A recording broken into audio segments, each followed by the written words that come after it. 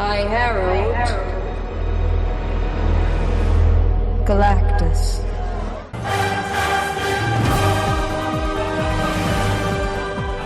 Welcome to Comics Versus Does the MCUniverse by the Lorehounds, your guides to the Marvel Multiverse Saga. I am Elysia, the girl who knows in what drawer you can find the iodine. And clear out any clouds from prior films, because I'm Jean, and I'm here to say this is how Galactus is done. Let's get into it and the rest of our thoughts and feelings about Fantastic Four First Steps.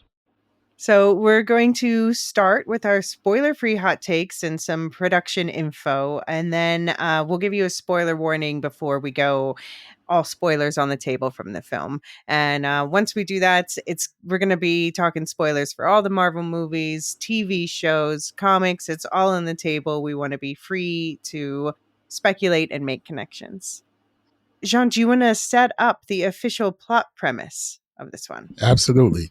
All right, so set against the vibrant backdrop of a 1960s inspired retro futuristic world, Marvel Studios' The Fantastic Four First Steps introduces Marvel's first family. Reed Richards, Mr. Fantastic, played by Pedro Pascal. Sue Storm, Invisible Woman, played by Vanessa Kirby. Johnny Storm, Human Torch, played by Joseph Quinn. And Ben Grimm, The Thing, played by Ebon Moss-Baccarat, as they face their most daunting challenge yet. Forced to balance their roles as heroes with the strength of their family bond, they must defend Earth from a ravenous space god called Galactus, Ralph Ensign, and his enigmatic herald, Silver Surfer, played by Julia Garner. And if Galactus's plan to devour the entire planet and everyone on it weren't bad enough, it suddenly gets very personal. Fantastic Four. I love Michael Giacchino did the score again. Yeah, We always love amazing. a Michael Giacchino score. So this is a reboot of sorts, obviously. Now this is the Fantastic Four version that's in the MCU, and there's a lot of baggage going into this. We've kind of lightly discussed on prior episodes, but what would you say the stakes were going into this film? Wow. I think it was certainly very, very important for the MCU, but for different reasons, because I'm not one of those MCU is over type of persons. I don't view the previous films and TV shows as being problematic and saying there's a backlash against the genre of film. But I will say it was important because the story, these characters are important. They had to get it right, in my view, in order for people to have confidence that they can get other stuff right. Yeah. And the other stuff, particularly that I'm talking about, that we haven't seen yet. X-Men, by this crew by this production company. In the MCU, X-Men, not Fox. In the MCU, yeah. Right. Not the Fox versions. These, going forward into Marvel's, future, Doomsday and all of these things, they had to get this movie right. They had to get the tone right. They had to get the characters right for anyone to have confidence that they can do well with what's coming up. The stakes were not as high to me as Superman was for DC. Because there is a new... Yeah. New universe. Yeah. And I think with Doomsday, there's built-in conceit that the Russos can do it well, right? Amongst many Marvel fans. So they're comfortable with the Russos because they know what the Russos have done, and they're eager to see what they do. Fantastic Four plays off of that, but for hardcore and semi-hardcore, comic book fans, this had to get it right because the other iterations did not. And if you can't get Fantastic Four right, I shudder to think what you're going to do with the X-Men. Right. Because the Fantastic Four, they're called the first family in the comics. they're not the first characters, which were actually like Namor and a different version of the Human Torch and some others.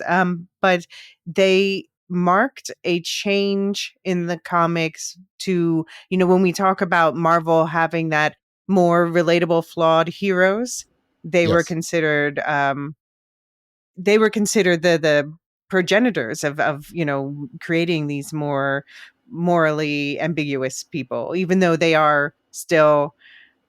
I haven't always loved them for the same reason I said that I struggle with Superman. That they seem too wholesome sometimes. Um, Okay. Okay. so I definitely went into this like anything's got to be better than what I've gotten so far, And I say this as someone who's watched a lot of the '90s cartoon recently too. Um, and also that film from the '90s, it's camp. It's like so bad it's good Yes. again. Yes. Yeah, Yes. that failed TV pilot one. Which, by the way, the characters from that film, this never made it onto the air. It was supposed to be deleted, but somebody got a copy and distributed it, and now you can watch it on YouTube. Um, the actors from it played cameos throughout this film, Oh, I had no idea. like as the That's that. Yeah. newscasters or people Yeah. I in the had no crowd. idea. No idea. Yeah. Yeah, those I think that's a nice touch. Um, but yeah, going in, I wasn't overly invested in it, and I'll say that we'll get into our hot takes in a moment. I'll say that I gave it an 8 out of 10. Okay, that's fair. So it's That's solid. fair. I'm not as enthusiastic about it as I was about Superman and Thunderbolts, but I think it was a good film that did a lot of things right. Okay. Okay. Do you remember the whole casting rumor circus leading up Yes. to the official announcement? Yes. There was like everyone in the world was going to play Reed. Of course, Read. Yeah. everyone wanted John Krasinski and Emily Blunt because they're a real life couple, and people just got obsessed with that casting for some reason. But I was pro Penn Badgley personally. I wanted Penn Badgley as Really. Reed. Okay. Hmm. Yeah, I think he's got that perfect like nerdy hunk energy. But yeah, it could have like Emma Stone, Margot Robbie, Mila Kunis, like Jodie Comer. Everyone was talked about for Sue. Um, I was invested in the Galactus casting. There was a lot of talk about Javier Bardem, who I wanted, or Antonio Banderas, which I didn't see. I think though, ultimately, I'm quite happy with where they landed with the cast. What Oh, about I'm you? I'm very happy with the cast, with the casting. I can't imagine any other. I can't imagine someone else in these roles currently. So yeah, I'm very happy with the casting. I mean, I wonder. So we have seen, like, we saw the John Krasinski version of Reed Richards is in Universe 838 that we saw in Doctor Strange and the Multiverse of Madness, and so this is Universe 828, which is they chose that because it's Jack Kirby's birthday. Jack Yeah. Kirby being the one of the progenitors of particularly Galactus, but a lot of these characters. I wonder, like, so, okay, so this is Universe 828. 616 is the sacred timeline, is the main universe. Yes. Do you think there are versions of these characters alive? Maybe they didn't go to space or yet, or who knows, or were alive in the past in 616? Yes, I have to believe so And would because it they've be given. the same cast or different? I would think it's the same cast. If you were to put together like a crew of these four from like the casting rumors or fan castings, who would you Hmm. choose to be a different cast, if Oh not the same? gosh, Lord have mercy. That's a tough question. Goodness gracious, Alicia. Who would I choose? Um, Jodie Comer for Sue, I think works for Yeah, me. she's great. Definitely. Um, I'm going Penn Badgley for Reed, like I said. I like Krasinski's read. That Okay, brief, okay. the brief, Uh-huh. scene with him. I liked him. Yeah. So I can do that. Um, I think Austin Butler would have made a great Johnny. yeah, possibly. But you know what? I don't know, man. I don't care because they the cast that we got was just so good. Like Joseph Quinn is so good in this to me. Mhm. Like Yeah. he really No really brought complaints to about it. life that character. And what did you And think of the chemistry between the family? I think they hit it. I think they got it right. As a reader of the books, of the comics, I think they got it right. It wasn't, you can tell that these are people who care about each other and who make fun of each other, but not in a malicious way. Mhm. There's nothing malicious about it. It's just, family dynamics. And I got the sense that these are people who have known each other for, many, many, many, many, many years. And they know what makes each other tick, you know? Like Mhm. Reed and Sue, can read each other in a room. You know what I mean? Ben and Mhm. and Johnny, they know how to get on each other's nerves. You know, it just works for me. It just works for me. So, what would your rating out of 10 be and why? Spoiler free, of course. I gave it I would say an 8.5. Okay. I'd give it an 8.5, and I wouldn't be mad if anyone gave it a 9, because I think personally, you already know where I'm gonna go with this, but I alluded to it in our opening. We had a fucking proper Galactus. Yeah. you know, Yeah. we got a proper on-screen presence of Galactus, and that in it in it by itself, that is points on points on points on points. Mhm. You know, Mhm. they did it right, and the scale of the threat was properly conveyed, and Yeah. I love that. Yeah, no, I called it the Galactus introduction bone chilling. It was really Yeah, his voice yeah, also, and just like how he looms over it and you just everything. like I Yeah, hunger. yeah, Like he's and like space god zombie, you know. right, just really good Hunger. stuff, Yeah. man.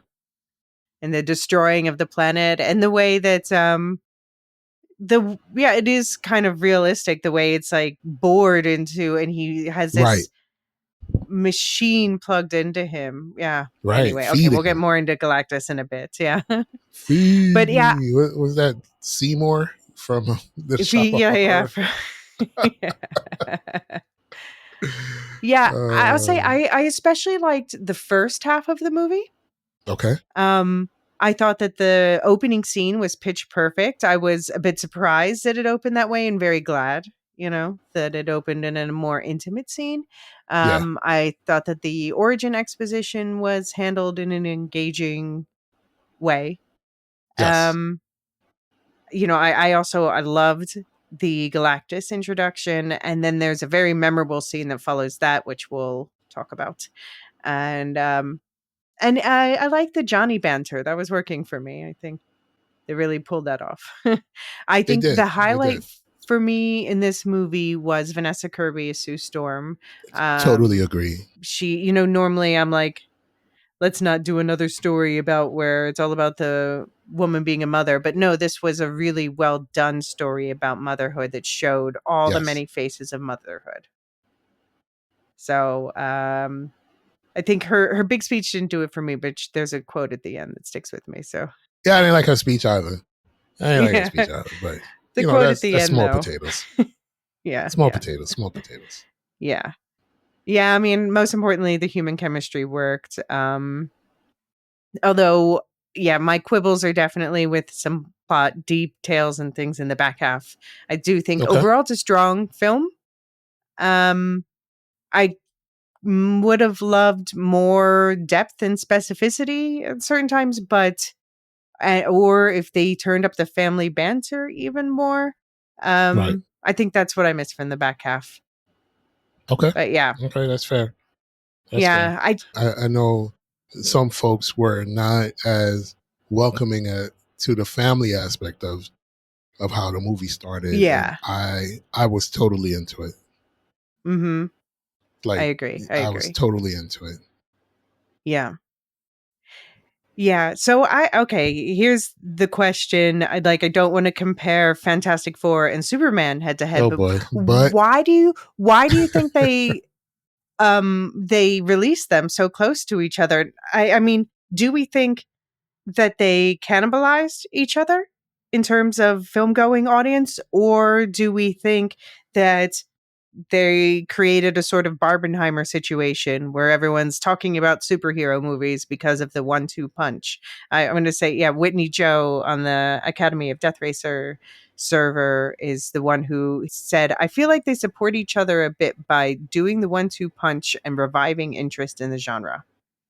I don't necessarily disagree with that. I think that's a good observation. The only thing I would say was that um, what kind of has borne out was that prior to the films being released, I was fearful of Fantastic Four suffering from Superman's release because Yeah, they're being two in the very different wake. movies, Hmm. right? Two very different movies with two very different stories to tell. Um, and I feel like, in speaking with other folks, that that actually did happen. Like Superman was about that action, right? Mm-hmm. At the core of that movie was about the business, the business of the fist. You know what I'm saying? Well, Whether actually, I prefer it because of it, I felt like it got deeper and more. Well, like I said, I thought that the second half of this one lacked the depth and specificity of that one. Basically. no, I totally agree, but I think a lot of people were. So let me not say I think a lot of people, but a lot of the folks that I Mm-hmm. spoke to were particularly saying that they wish they had more of the action in the FF movie Mm-hmm. when as they compared it to the Superman movie. Hmm. Okay. Okay. And I felt like that was always going to be the case Mm-hmm. because the FF movie, you know, they're setting up, you know, this family dynamic between these four people and how and five people actually, right? At the end. So this family dynamic and how that's going to be portrayed and how it's going to flow through the next phase of Marvel movies, right? Superman is Superman. And I think a lot of people were happy with Superman because they got the bam, wow, pow throughout Mm-hmm. the entire film, on top of all the other great stuff that the film had. Right. And they felt they didn't get the bam, wow, pow from the FF on top of all the Mm. great stuff that the film had. I guess. I mean, for me, I thought there was a lot of action, and there was I thought one so scene in too. yeah, there's one scene in particular that I thought was very wow. Um, in a way, I don't. Yeah, does it? I guess it does count as action. Anyway, we'll get there. But I think what I'm liked about Superman though is that it surprised me more, and it feels like Marvel's just overall been playing things safer these days. And in this, they like Mole Man's kind of in there, but I think they should have use Mole Man more. Yeah, I Things think like so too, that. definitely. Like, I think they should have let their freak flag fly a bit more. That's fair. That's a fair assessment. I think they could have got a little bit weirder. Hmm. They definitely could have got a little bit weirder because the Fantastic Four is about a lot of weird shit. Yeah, their villains are all super weird. I mean, their villains were name dropped and we got the animation. Well, Yeah, sorry, that's yeah, right. I won't finish that sentence, but yeah. Okay, well, before I veer into spoilers, Yeah, let's talk about the production. So this is the first entry in Phase 6, and we're going to be talking about what is coming in Phase 6 at the end of this episode. So I'll timestamp that, but stick around for that. Um, and Phase 6 is the final phase in the multiverse saga. So Yeah, we'll talk about what that means at the end too. The director was Matt Shackman, who is best known for WandaVision, and the writers were so Josh Friedman and Eric Pearson, Jeff Kaplan, Ian Springer, and Kat Wood. So we see that there is a lot of people putting their fingers in the pie. The biggest names here: Josh Friedman is the creator of Foundation, and also was on the Sarah Connor Chronicles, Kingdom of the Planet of the Apes, Snowpiercer. These are all things he wrote for. Eric Pearson, best known for Thunderbolts, Black Widow, Thor Ragnarok, and also a lot of non-Marvel stuff. And then it seems like, I mean, on the one hand, the other writers are less experienced, and I want to think that they're kind of being prepped and trained, but it feels like the more experienced writers kind of came in and like redid their work a little bit. Yeah, So that's my I thought the storytelling was solid. yeah, I think it was solid. I just Yeah, I don't think they work together is my I is what I think um just based on what I learned about the production process, right. that the more experienced writers came in and said, okay, we're polishing this off. Anyway, the cinematography was Jess Hall, who did Chevalier, Ghost in the Shell, Hot Fuzz, etc. And I think, yeah, that popped. It was well done. Yeah, yeah, Uh, absolutely, I think absolutely. the real star, though, I think, is the production designer, and it was. I was delighted to find out it was Kazra Farahani, who we talked about with Loki. He Yes, did the yes. Loki production design, and that 60s retrofuturism is really a specialty of his, I guess. Well, it worked because the sets, the pieces were gorgeous. Yeah, yeah. Yeah, and the costumes were done by Alexandra Byrne, who did Thor, Avengers, Guardians of the Galaxy. And anyway, I think, yeah, they did the costumes, like the Fantastic Four suits. We saw two versions in the film, both comic accurate, but neither of them looked weird or goofy. Right, right. I think they just yeah. There's nothing about the look of the film that I would take back and say, ah, do this again. No, do this better. There was nothing of that sort for me. Yeah, I mean, just visually, yeah, all of that was very well done. It was fairly short, 114 minutes, so less than 2 hours. It sounds like they ended up cutting a lot, like that Mo-Man Yeah, stuff. yeah. There was John Malkovich was in the first trailer, and he was going to play Red Ghost, who and has super intelligent apes. And we saw in A the opening brief. scene, we see like, Yeah, yeah, glimpse, but not he's not in it, but we see, yeah, glimpse of the the fight that apes. would have been Yeah, the apes. Yeah. Um, I don't disagree with cutting that though, because I understand. Like, I think they should have cut less Mole Man, but I understand why they're like, okay, we don't want it to be overstuffed. Let's just take this character out for now. yeah. I wanted more moment. Yeah, I wanted more yeah, moment. I wanted to see, you know, more of him and the Denzians of Subterranean. yeah, exactly. And I wanted to see that dating show that we got teased with. Oh, yeah. Okay. Well, we'll talk about Ben Grimm's dating life. The budget was over 200 million. Well, this is a Marvel studio, theatrical production, and the box office, as of we're recording on August 5th, it's currently 370 million worldwide. So people are saying, "Ooh, it dropped off a lot in the second week," but I think people are being this is not becoming a billion-dollar picture. I think that's clear, but people are being hyperbolic. I think it's just because people like to be hyperbolic, No reason to be saying it super failed negative. or flopped. Yeah, It's no. doing fine. Yeah, It's in its yeah. second. It's been out 2 weeks. Yeah, Like how many films are grossing over $1 billion? If that's the yeah. limit, if that is the litmus test, how many films are grossing that currently? Yeah, I mean, that's the thing is it's just people got used to that and things are just Right. not the same as they used to be. Not the same. It's not the And I same. I think we have know, to go yeah. ahead.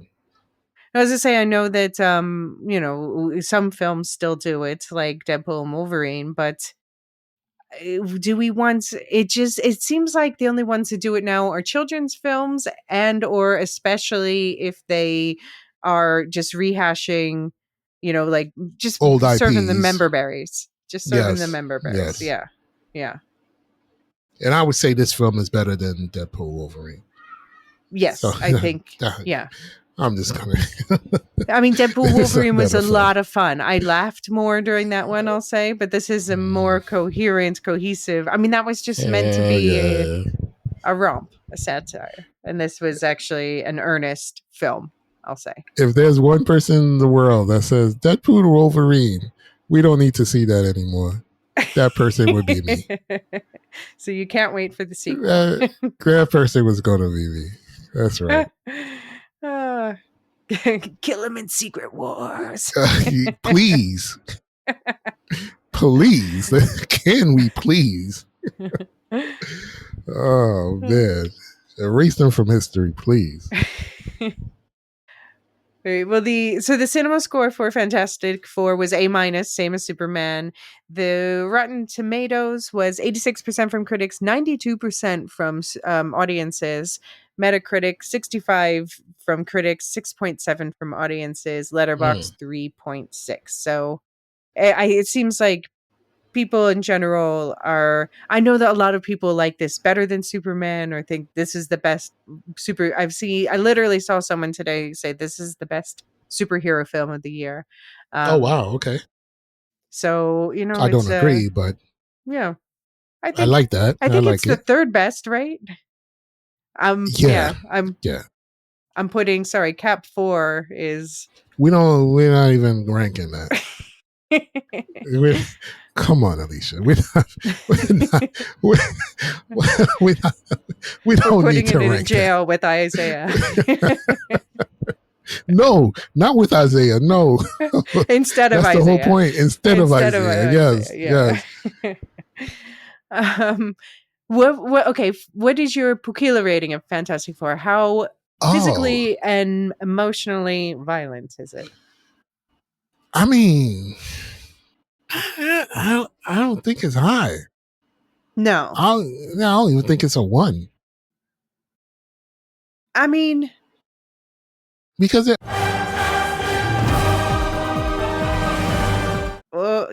spoilers, but for the yeah. Oh, yeah. Sorry.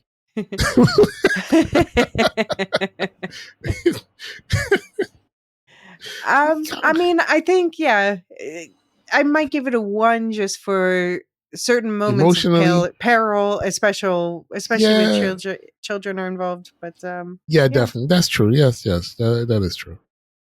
Like I said, I won't quibble with the 1. But I think otherwise, it's a very family friendly film. I would say I think so. It's an even more family friendly film than Superman for sure. I agree. Yeah, definitely. Yeah. Okay. Well, that's enough preamble. Should we take a break and we're tripping over spoilers. So let's take a break and come back and we're going to rip off the spoiler Band-Aid. See you in a sec.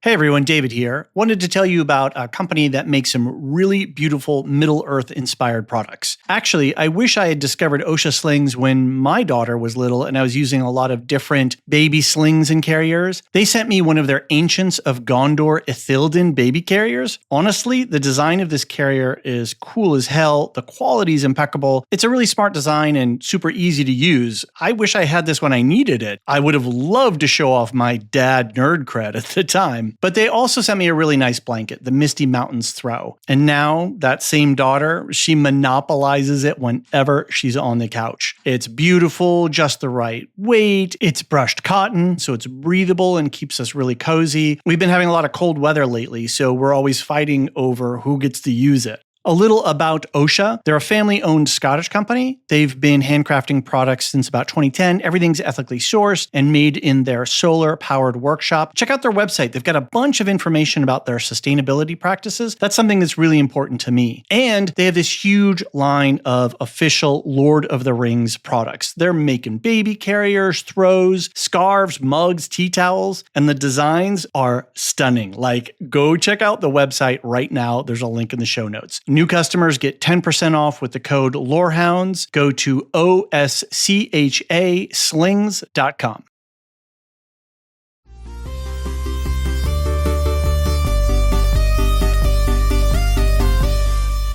Okay, and we are back, and so we're going to be talking about one character or element of the plot at the time. So we're not doing a recap of the film, but just talking about its parts, starting with the family itself. So how did that opening scene play for you personally, and what was your theater experience in general? Yeah, I didn't have, it wasn't, I went in the middle of the day, so it wasn't super packed. Um, it was great. The people were into it. You know, I could hear some at some moments like oohs and ahs, you know, coming from various corners of the theater. So that was cool. I I got emotionally invested right from the jump Hmm. in this film. You know, I got emotionally invested right from the jump. You know, family dinner. You know, just yeah, man. I was here for all of that. The fact that it opened in that scene where they're in the bathroom together, like the Right. most intimate a couple can be, and she's looking for the iodine, and or sorry, he's looking for the He's looking for iodine, the and she iodine. knows, Yeah. yeah, she knows where it is, and yeah, it was just so. Like, I just tell me felt what you're like looking for. Just tell me what you're looking for. You know, I just felt yeah. a pleasant shock roll through me when I was like, "Oh, this Mm, is how they're opening the film." I was really pleasantly surprised by that, and I suppose Matt Shackman, WandaVision. I should, I should have, I shouldn't be so surprised, but I think that surprise, that right? was really smart not to just do the typical like, and these are the Fantastic Four. Here's their life Right. history. To start with something more grounding first. Yeah, and really introduce people to the characters, you know, and how Hmm. they're gonna, you know, play out what their relationship with each other will play out for the future. Because these people are super important Yeah, for each other. You know what I'm saying? Like, and this is yeah. what it's going to be going forward. Like, we really take care of, we care about everyone, we care about us, and we really center us, right? While Hmm. taking care of everyone else. They're taking care of the entire planet, right? Because they're the only heroes on their world. They're the only super powered people on their world, as far as we know. Um, but they take the time to center their family, you know, in order to be able to deal with everything that they have to deal with. And I think that was a super cool message. Yeah. Yeah, there was a line, I forget what it was, but there was a line in there that made me wonder if there were other superpowered people in the world, but certainly not that they seem to be the only ones standing up to Galactus, so I guess not Right. on their level at least. Um so okay, speaking of the superpowered people, so their story is, they go into space and they get hit by cosmic rays and it morphs, gives them these powers. We have Reed Richards, Pedro Pascal, that was probably the most controversial casting choice, but I think everyone got on board after they saw his first clip of him speaking in the Yeah. North Atlantic Yeah. accent. Yeah, Mid-Atlantic accent. But yeah, so that's Mr. Fantastic, not to be confused with Mr. Terrific. um, do you think that his stretchy powers were used well? At the end, yeah. You know, I wish we could have got more of it. Um, but I thought the scenes where they did display, there was just one moment that I didn't like. I think he was stretching up onto a roof, Mm-hmm. and I didn't like that imagery. But Yeah. everything else was really well done, especially when Galactus put his hands on him. Yeah, I feel like for the CGI, they poured the most of the money and time into Galactus and the Silver Surfer, which makes sense. Also, Um, Johnny. Also, yeah, Johnny looks pretty good. Yeah, sometimes Reed's stretchiness had some moments. Yeah, Sometimes the baby had some moments. yeah. Yeah, right. I mean, I guess I don't know. Is this like a weird thing that I'm just not into stretchy powers? That's why I was so glad they changed Kamala Khan's powers. I'm just not. I don't know. What do you got against rubber band people? I don't know. I don't know. And I guess if like I would have loved if they had, because in the comics and the cartoons and stuff, like Reed Richards like will turn into a rubber boat sometimes, or crazy shit. So, I could have You used think? more of I that, think but you're I thinking. understand. Uh, You want to see Pedro Pascal as a boat with uh, the rest of the family riding inside? I mean, it's stretchy powers. But then he didn't do that in this movie. Let's be No. clear. There's no rubber boots in this movie. Maybe there should have He been. does stretch, but there's no rubber boots. Yeah, no, he stretches in a very like Uh, stretchy way. logical, a very grounded stretchiness. Like there were some moments where Wait, he's wait, wait, reaching a wait. Did you say he's stretching a very grounded stretch? yes. uh, Like there were moments where I was like, "Oh, I guess he stretched," but I didn't even realize it at first because he was just doing normal things, which I guess is right. that's as it should be, but do you think that the movie sold well that he's the smartest man in the world? Yes. Yes. And not when he was trying to solve equations, but when he was talking to Sue. Mm, And she's like, I know you've already thought about these things. mhm. I know that you've already worked these things out. Don't lie to me. It's Yeah. in those moments that I felt the full weight of his intellect, because his wife is telling him, I already know, because I know how your brain works. Mhm. So you've already thought about all of these possibilities. And I was like, yeah, that's right. Yeah, I mean, I was excited to see some of the things he was in talking about in the trailer, did not Hmm. make it into the film, where it seemed Right. like there was more of a plot that might have tied in, like, the multiverse more, and it seems like they pulled We back did from get a that, little bit of that. which I found a Got a bummer. little bit of that. Yeah, We got a a little bit little of bit of that. Not that. a lot. Not a lot. Mhm. But I was like, "Oh, I wish they had leaned into that more," but it is what it is. It is. I'm kind of glad that they left some things unsaid. Right. Right. I mean, there's obviously maybe they're saving it also for Doomsday or Right. mhm, Right. Because he acknowledges the existence of parallel universes for sure. in the movie. So Uh-huh. it's not as if he's unawares, you Right. know, but yeah. But it's also I feel like because people are like, "Oh, we're sick of the multiverse," because that became a meme to say that. Then Yeah. I feel like they're listening to that too much and pulling back. And it's Yeah. like, you know what? This is the multiverse saga. The multiverse is a huge thing in the comics. And it's implied that at the end of this saga, we're not going to get so much multiverse anymore. Right. So, if you're going to do it now, at least do it right. Like you said, lean into the weird. Yeah. Yeah. You lean into it. Don't run from it. Lean into it. I'll say something I think they did do well with Reed is that I've noticed. So, even though I'm not a huge Fantastic Four lover, I end up reading a good number of their comics because every other character crosses over with them. And one thing I always notice about Reed is he's a very guilt-ridden character, and I think that came through here, where he's Yeah, like he definitely. feels guilty for everything that's For happening. everything that happened to them, yeah. Especially Mhm. with Ben, of course. Mhm. Yeah. You know. Yeah.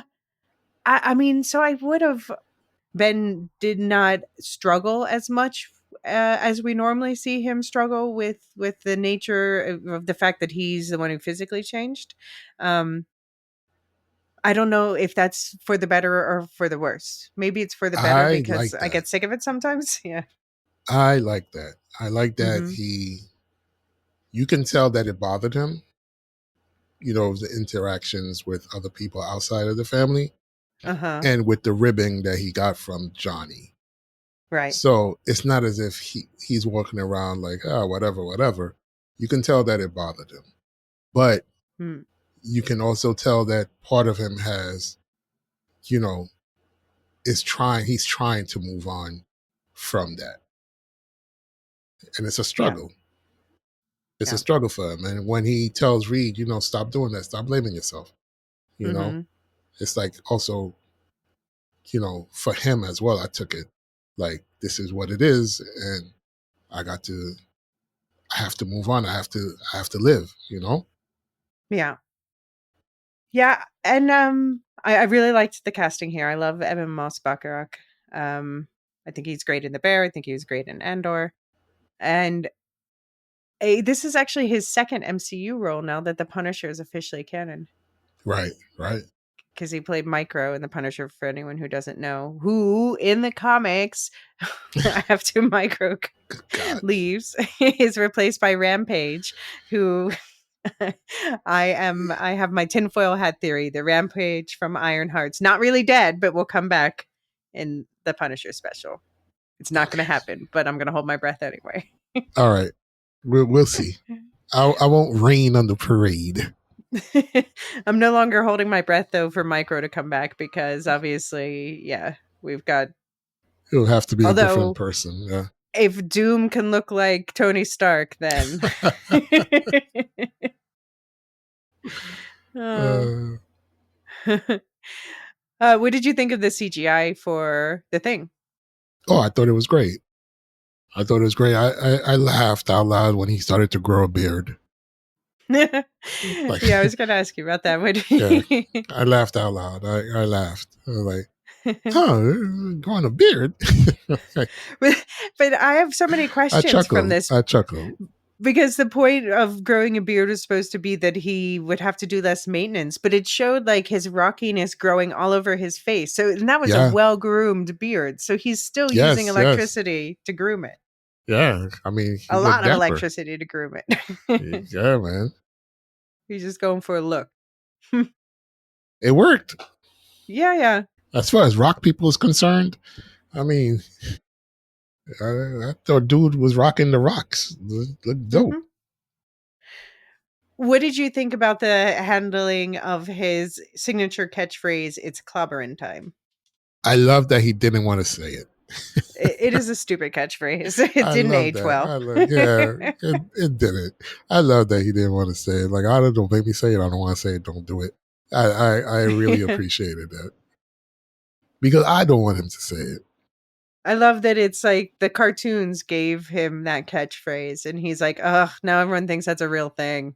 Right. I'm like, don't say it. I don't want you to say it. And But meanwhile, he, Johnny has no problem being like, "Flame on." right. Oh. But yeah, I would have liked, and I know this is just the first introduction, and so I really hope that it's not like that. We're gonna lose this whole cast in Secret Wars without getting a chance to get to know them better. Because I want more of his backstory as a World War II fighter pilot. It's very important. He's a very important Jewish character in Marvel lore. And this is the first time we've actually had a Jewish actor playing a Jewish character, although, full props, especially to full credit to Joe Locke for like learning to sing the Torah and everything. But yeah, they didn't lean into that, but they did. What did you think about Natasha Lyonne as Rachel Rosman, not Alicia Masters? Yeah, I was, I was surprised that it wasn't Elysia.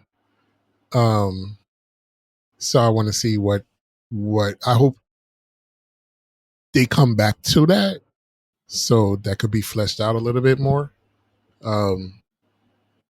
So I want to see where they go with that and why they chose not to have Alicia Yeah. Masters as the So love interest potential. do you want to explain for anyone who doesn't know who Alicia Masters is? Oh, she's Ben Grimm Sue Storm. Yeah. You know, on and off again, paramour of Ben, whose father is also a supervillain. Yeah. They Um, did name check her father twice, the puppet master. right, right.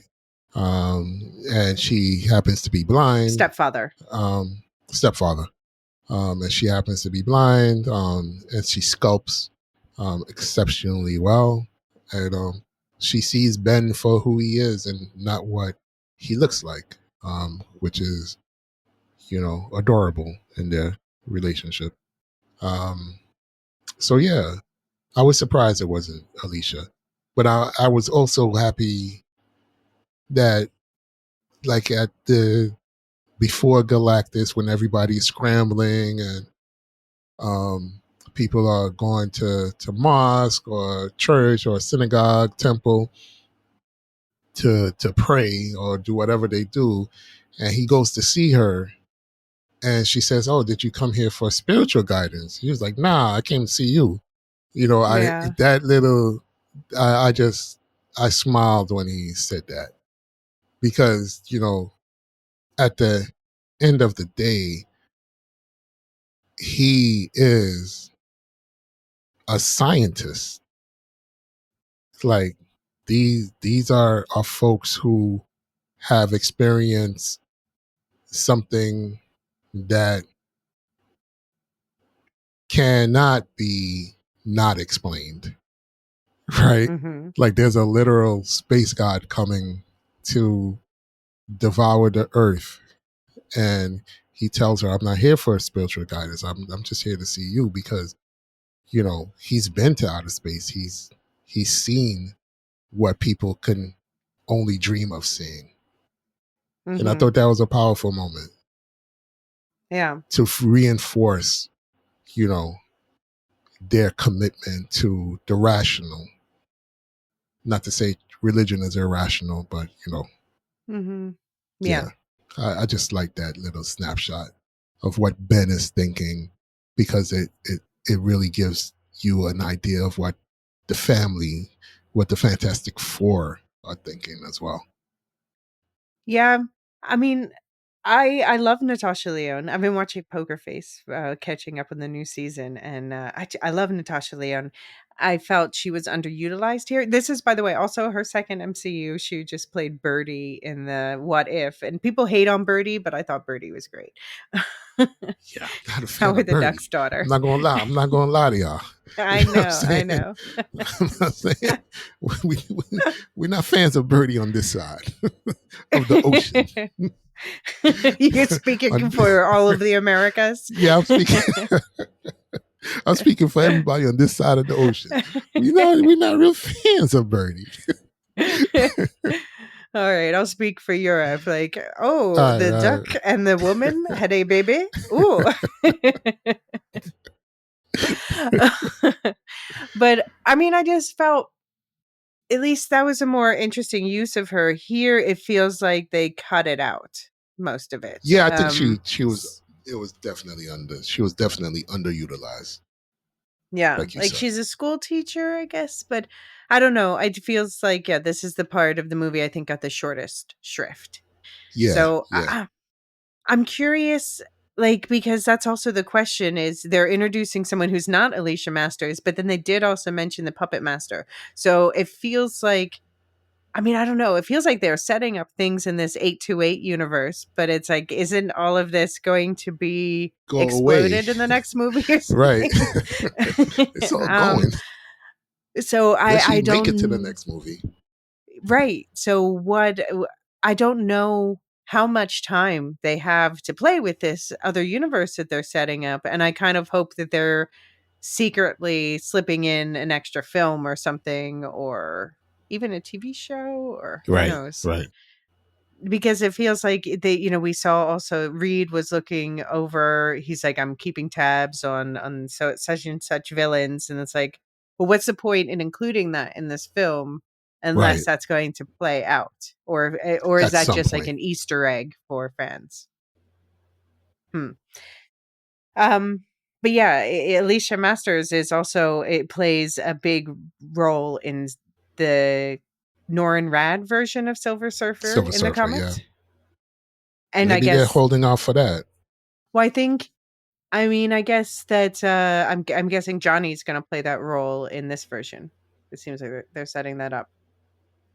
It's funny. Johnny did have a in the comics had a girlfriend who left him to become a herald of A Herald Galactus. of Galactus, yeah. Yeah, not the Silver Surfer, but so it seems like maybe they are combining that with this Shalabal version. Anyway, um, how would you compare? So Johnny's powers are the flame on thing, the Human Torch. Joseph Quinn, by the way, excellent job as you said. But how would you compare him to Pyro from the X-Men? Oh, this version of Johnny is definitely beating Pyro. There was a scene where Johnny, a building was on fire, Mm-hmm. and he flew to the building and took on the flames. Yeah, it's like sucked That him up. was yeah, Yeah. that was so cool, right? So there are things that he can do with his powers that you know I think we really haven't seen on film yet, um, which is going to be which could be really exciting if they actually play that. But they're hinting that he can do a lot more things, and that makes sense because Reed should figure out these things for him, like play around with your powers to see what the utmost limits are and what you can actually do. And it seems like he in this version has been doing that, tinkering with his powers, seeing what he can do, what he can't do. So yeah, I think this version would take out Pyro. Yeah, I mean, I guess we've never seen Pyro fly either, right? So that's already No. fundamentally. And he's gonna flame, he's gonna, try to light up Johnny, and this Johnny would just suck up, like you said, suck up all the flames. Mm-hmm, mm-hmm. And I like they softened some of the stereotypes around his character. Like he's Yes. always this hothead, get it, ha ha ha, ladies man. And that's still there. It's still there, but especially the ladies man part is still there. But Yeah. He's not they just kind of comic toned relief. it down. Yeah, yeah. Yeah, they really did tone him down, like you just said, and also that they showed him that he thinks as well, right? He's not just along for the ride, and it's just like a dumb jock or something. Like he actually hunkers down and helps intellectually, and that's something that was refreshing to see as well. He was one of my favorite parts of the film, but also attached to him is my least favorite plot point, which is him suddenly becoming a linguist. And it's not to say like I don't mind Johnny having new skills. I'm glad they flesh him out. It just came out of nowhere, and as a linguist, I was like, all right, he's got two words and now he can understand the entire language and all the other alien languages. It was just stretching my credulity too much. And I know this is a nitpicky linguist thing, but it bothered me. Yeah, I'm saying we just talked about him sucking up the flames. That part was cool. That part was cool. And now, and now we talk about he's too good of a linguist. The man just flew into the sky and just sucked up a burning building. That was But he didn't have to great. use no water. Didn't have to use no water. Put out the fire with no water. And I'm not saying that he shouldn't have other skills as well. I know. I'm like, just No, I get that. just I make get that. I them get it. make A it little was bit more. it's like it bothers me even more than when suddenly Ned can use the sling ring. Like, where did that come from? uh, Good anyway, old Ned. I think actually the best developed character, although even though I said is very mommy centric, is Sue Storm, played by Vanessa Kirby, the Invisible Yeah. Woman. Yeah. Matt Shackman the director describes her as the most emotionally intelligent person on the planet. But I find more interesting what Vanessa Kirby said. She said that she was obsessed with the comics run where Sue takes on Malice, the persona Malice, and which is obviously an antagonistic persona, as the name suggests. And she included elements of that version in her portrayal, so Sue would not be quote unquote the stereotype of a goody sweet mother. And I felt Right. that. I felt that fierceness that came out several times. Yeah, definitely. You feel that. I thought she was great. Sue was, and in these past few years, she's been shown to be so much more powerful than what she was shown to be early on, and even 30 years ago, right? Now she's using her powers in different ways, much like you can see in the film.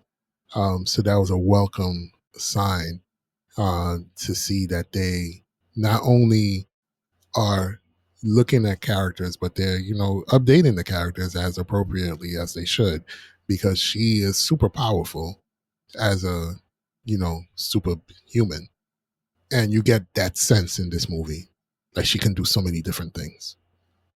She Hmm. can do so many different things, Yeah. and that is with her powers, and I just love that. I just love it. Yeah.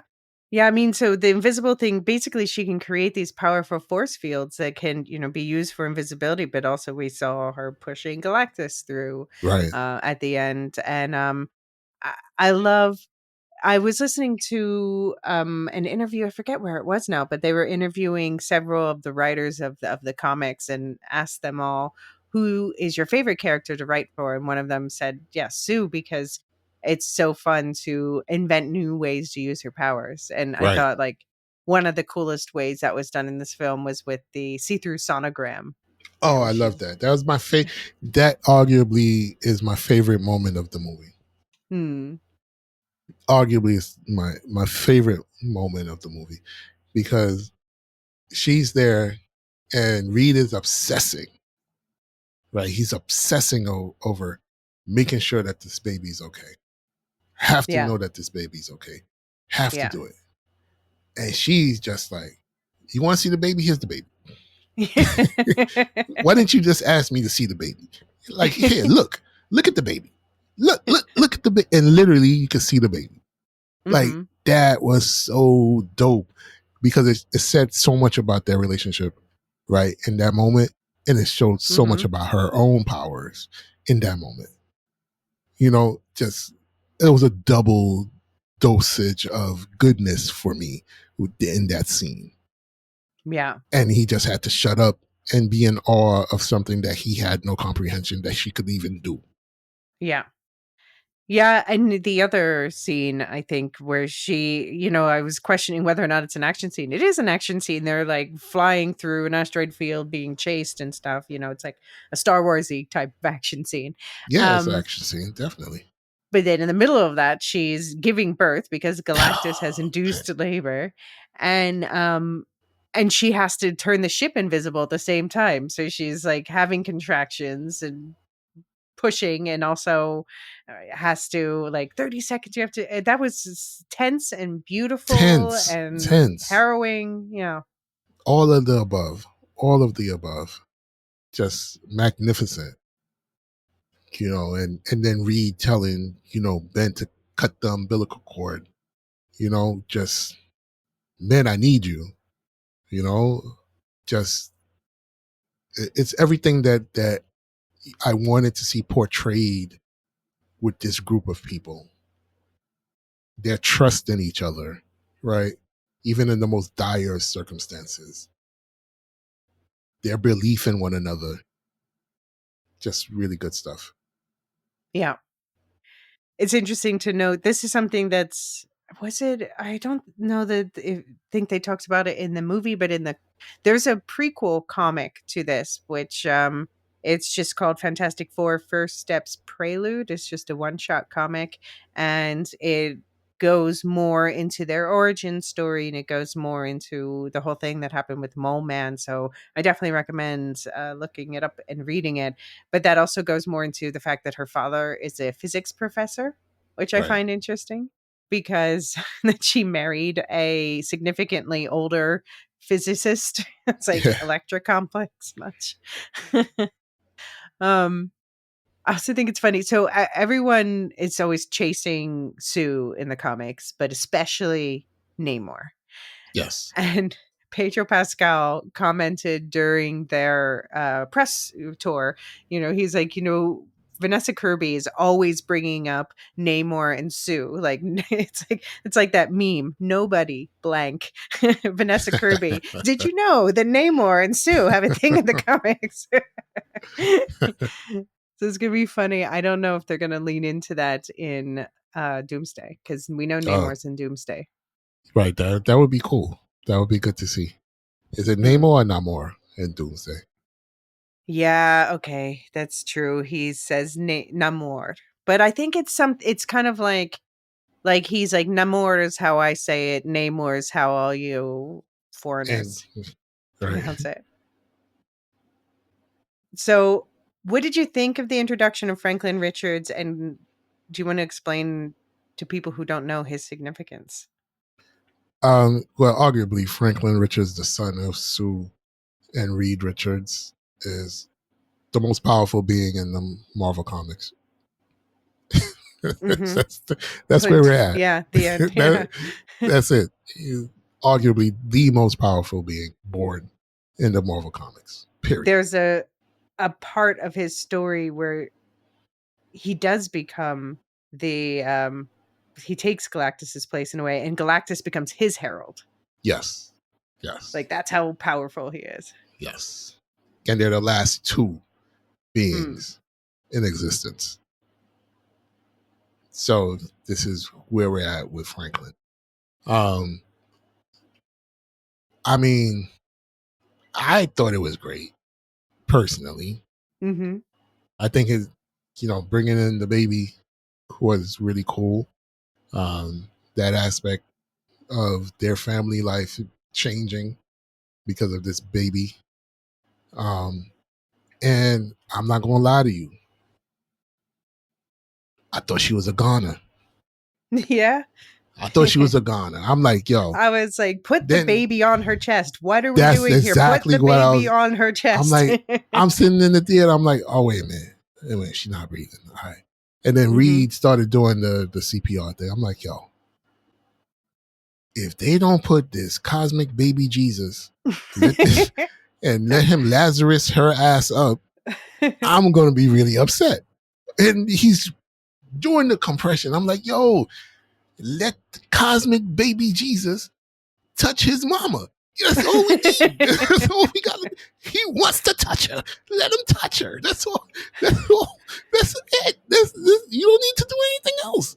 Just let him touch Let him touch his mother. Baby Jesus is here. He wants to touch his mother. He's gonna Lazarus her ass up, and that's exactly what happened. And I said, God damn, what did it take so long? What are we doing? This is unneeded stress. This is unneeded stress. As soon as baby Jesus started crying, let the cosmic baby touch his mama. That's Yeah, it. you were told he was a god. It can't hurt. Yeah. The guy told you what it is. Like, Yeah. yo, your baby is that guy. Mm-hmm.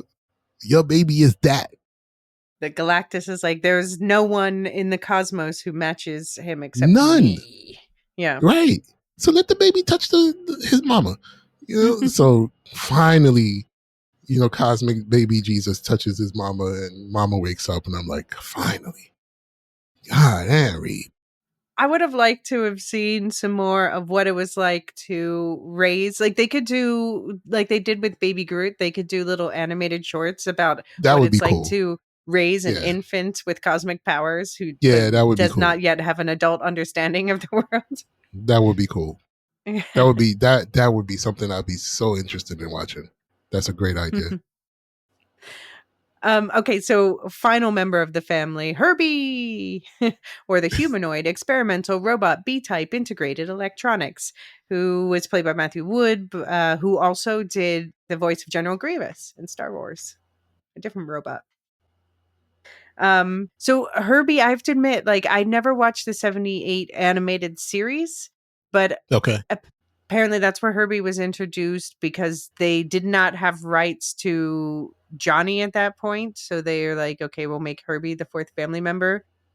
And then they decided to put Herbie back in the comics. Like, they sometimes it works Right. that way. Right. So I'm not as familiar with Herbie. I just was aware that he existed. Yeah. I mean, I thought, I thought the robot was cool. Yeah, I thought it's, mostly obviously, practical. yeah. And it, like you said, mostly practical and looked great. Right. Mm-hmm. And obviously it's a, R2D2 clone, but it works. And I like how Herbie is integrated into their family, Yeah, like is able to do different things on command and help out in certain situations and unable to help in other situations. Like, when Galactus comes for Franklin, ain't nothing Herbie can do. You know what I mean? Nothing Herbie can do except shut the shutters and pray. And that's not going to work. Right. So I thought it was appropriate for what the character of this little not sentient, but this little robot is, mm-hmm. which was nice to see. And I think kids would love Herbie at the end of the day. Like he hasn't seen this movie yet. Neither has my nephew, but I'm sure the two of them will love this character. Of Yeah. that, I'm absolutely. I've already ordered some things of Herbie to have on With the hand for when they assumption, yeah. inevitably they're going to ask me for these things. So I think that was a great move by Marvel, by the show, by the producers to include this character for specifically for kids, and I Yeah. like that. Yeah, Not Rosie everything was has to be about me. no, You know what I'm saying? Rosie was my favorite character from the Jetsons, and I was definitely getting those vibes. Although, so Herbie is acting as Reed's assistant and as their nanny also. So I guess they don't need Agatha, for anyone who doesn't know, Yeah. is their nanny for a while in the comics. Because you need a witch to control a god. Yeah, Right, to be the exactly. We god. don't know yet. We don't know yet. Maybe. Yeah. Maybe. We'll see. We'll see. She's currently incorporeal. um so one of the most disturbing part, I would say, of the Prelude comic that I mentioned is that Herbie has a predecessor, Kirby with a K, and Ben crushes Kirby in the comic, which I should mention is written by Matt Fraction, who's a famous It was Fantastic Four awesome. comic writer. But yeah, so I'm like, well, I don't like how that was handled in the comics. I'm like, wait, is Herbie should be terrified of Ben. Right. Right. Yeah, I again, there are just some things that should be included in these sorts of movies that aren't for us. You know what I mean? Well, I think Herbie's definitely for me. I like robots and animals.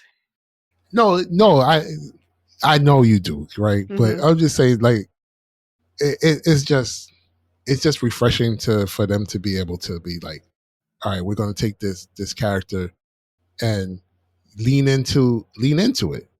Yeah. Like, they didn't make him they didn't make Herbie like some sort of super robot. You know what I mean? They're Mhm. just a little droid that walks around, that goes around, rolls around, and does different menial tasks and is treated as part of the family and is as important as Mhm. any other part of the family. You know what I mean? Um, yeah, I just again, I'm just envisioning the youths that I have in my life. Mhm. Once they watch this movie, Mhm. they're going to flock to this character. I just know it. I just know it.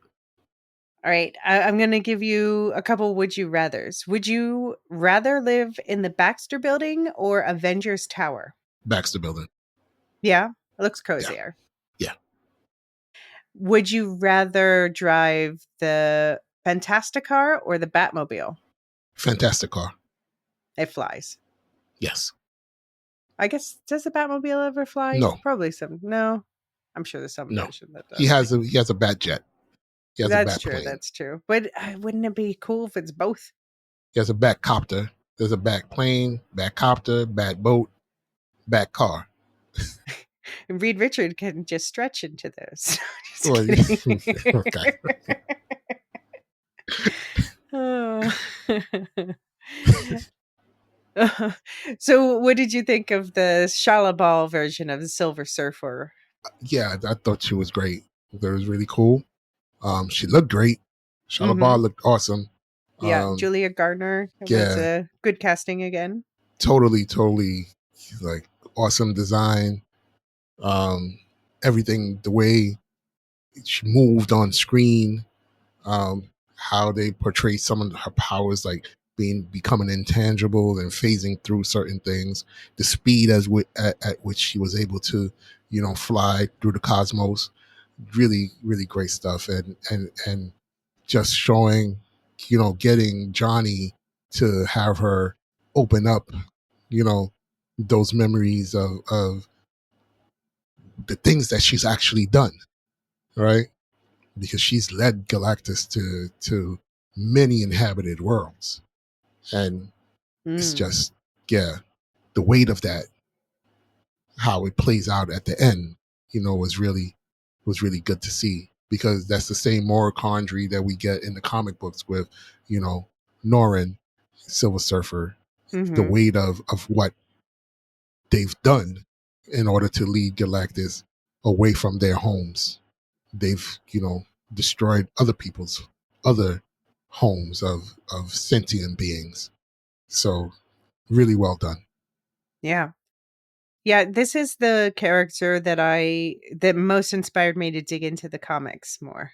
So I went back and I read the Silver Surfer origin Yeah, series, which she's Shalabal is it. So the Silver Surfer, like you said, is Norrin Rad in the comics.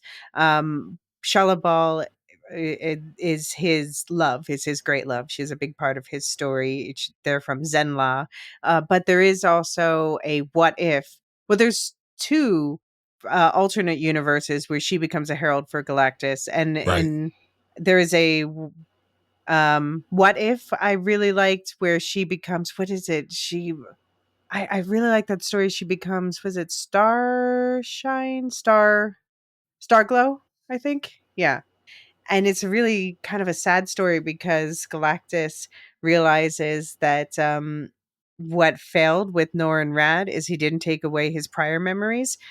So he remembered Chalabal and was, had something to fight for. And so he just stripped her of her memories. So she didn't remember Norrin Rad when he came back to Zenla.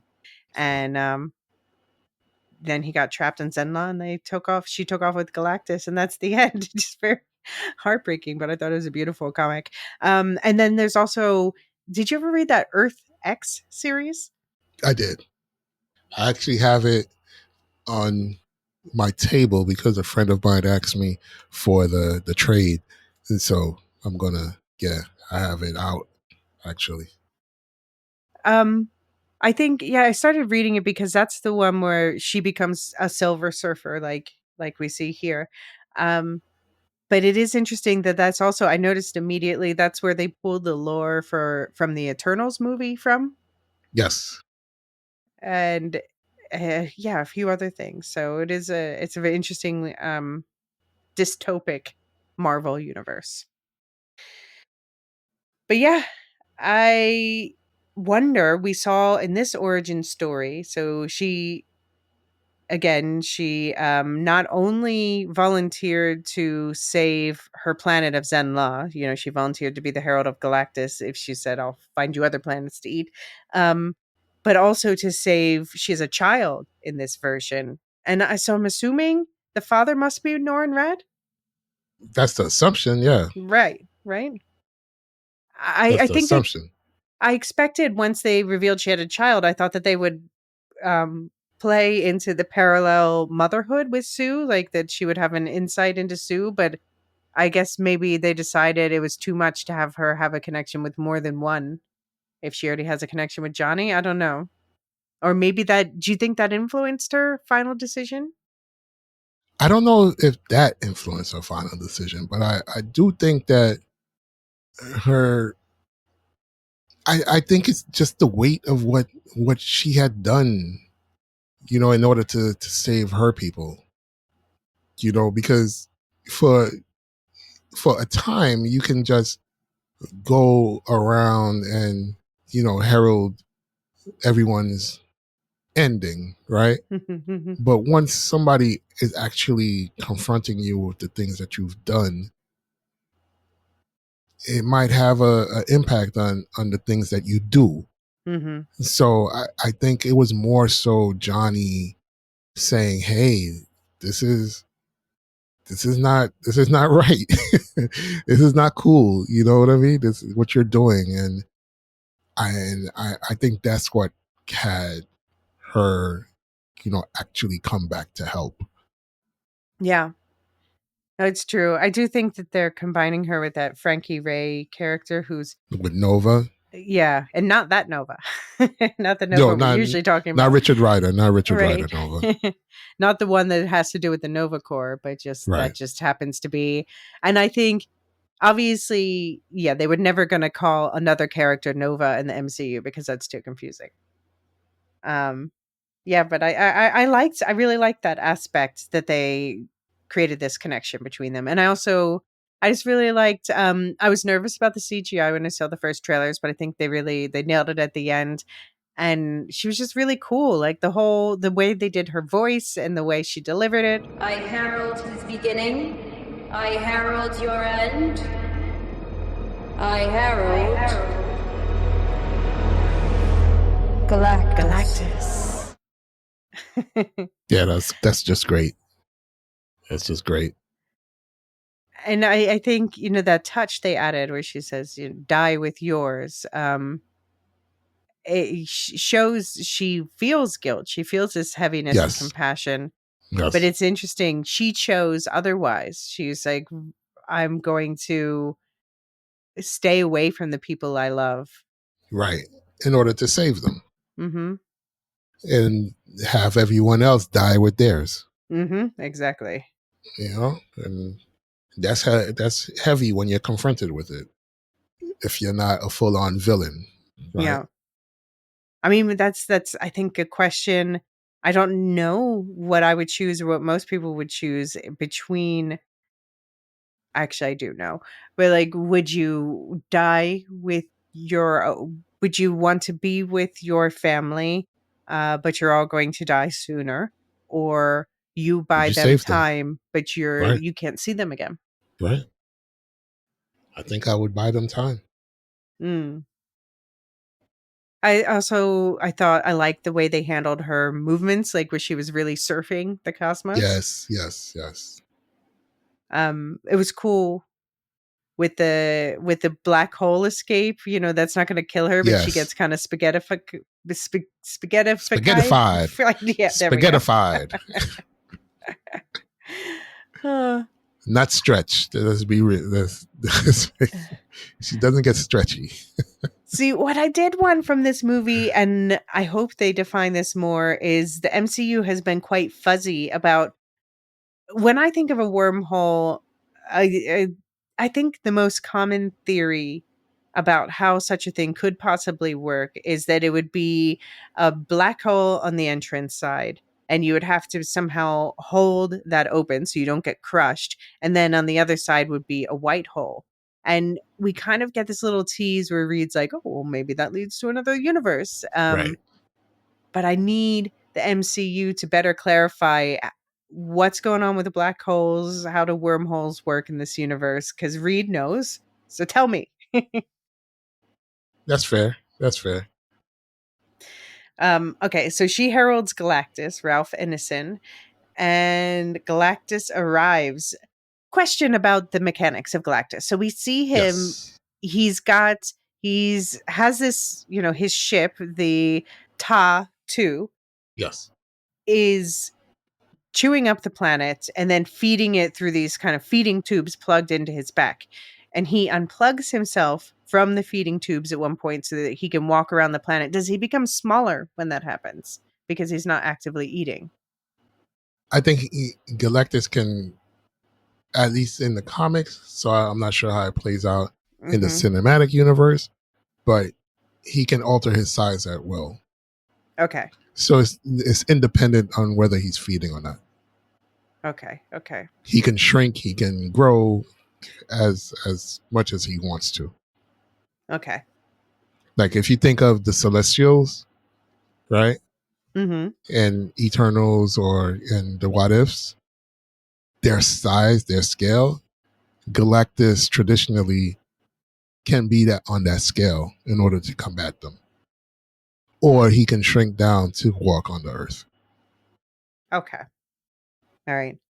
Yeah, I had to go dive into his origin because it's wild, and I hope that they talk about this in the MCU.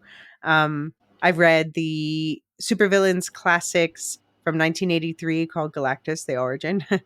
and so he was a man called, or was a humanoid creature Yeah. from a planet called Ta.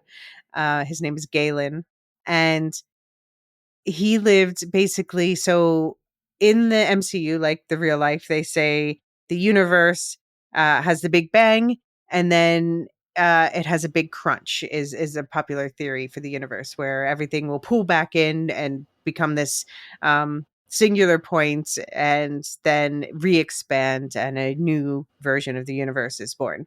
So he was Galen of Ta in the sixth cosmos, and we met Eternity in Thor 4, the movie. There was this entity called Eternity. Well, the sixth cosmos version of it, the sentience of the sixth cosmos, was basically like went to Galen Ta, who's one of the last surviving beings at the death of the universe, and said, hey, we want to make it through this big crunch and survive to the next one. And with our powers combined, we are Galactus. And so he's reborn in the seventh cosmos, which is the 616 universe. And that seventh cosmos lasts until Secret Wars. And I just think that's such a cool origin story. It is. Galactus is one of my favorite characters, period, in all comics. I've always loved Galactus, whether he's trying to eat the Earth or save it or save the universe and battle, other space gods, whatever. I've always loved the character, and I think it deserves to be seen on screen, the origins of a being like that. So I agree with you totally. And I said that the Earth X comics were inspiration for Eternals in those comics, and they didn't say that here. But they said Galactus is specifically targeting planets with celestials growing inside of them, which we know Earth, that is the case. So I wonder if that's the same. And I don't know, what do you think is the cause of his eternal hunger? We don't know. We just know that Galactus is a force of the universe. Things are made and things are unmade, and he's the unmaker of those Yeah, things. he's entropy, I guess. Right. He is the universe does not function as it would function in Marvel Comics without Galactus. Like if Galactus is not there, something is wrong with the universe. It's a balancing act. With life, there's death. With death, there's life. And he is the harbinger of that. So his function, his role in the universe is it's like gravity. Like it's essential to the proper functioning of the universe in Marvel Comics. He's a functional being. Like the universe will not exist in the way that it should without Galactus. Yeah. It's interesting. So Ralph Ineson also played a previous role in the MCU. This is quite common. It was a very minor role. He was a Ravager in Guardians of the Galaxy, which I think it's funny. The Ravager, I don't know, kind of implies a hunger too. But Right. do you feel sorry for him, or he's like, oh, I suffer from the endless hunger? He's like, terror. Yeah, I've never felt that Galactus was a evil villain. I've always felt, even when I was a kid, that dude is hungry. What do you want him to do? You know what I'm saying? Like what do you want him to do? Starve? Maybe, I don't know. Don't eat my planet. I get it, right? but, Exactly. You want to make it somebody else's problem, some other planet's problem. Dude is hungry. He's not. Galactus is not out there targeting specific, beings. Like, I have to eat you specifically, right? He's just sending his heralds out into the universe to find him something that he can munch on, something tasty, a snack. And I don't, I can't blame Galactus for that. Dude is hungry. I think I can. I think he's a cool character, but I definitely blame him. I can't blame him. You can't blame him. Can't blame him. He's just hungry. He's not out there waking up in the middle of the day and saying, aha, and then twisting his mustache, saying, no, he's not a mustache. Now I'm going to eat. No, he's like functionally like, how do I survive? I survive by eating. Yeah. Exactly. So no, I've never thought of Galactus as a villain. Well, you can do Galactus's PR. Yes, I would love to do Galactus's PR. I would be a herald. I would try to find, uninhabited planets that could feed him. Yeah, but if he says he needs to eat planets where there's a life force, what you gonna do? And that's gonna save the Earth, I might do it. Can you find planets that are entirely evil? I'm sure I could. Without a doubt. Or protection witch. Yeah. Without a doubt, I could find some evil ass planets that deserve to go. Kick rocks planet. Kick rocks. You know what I'm saying?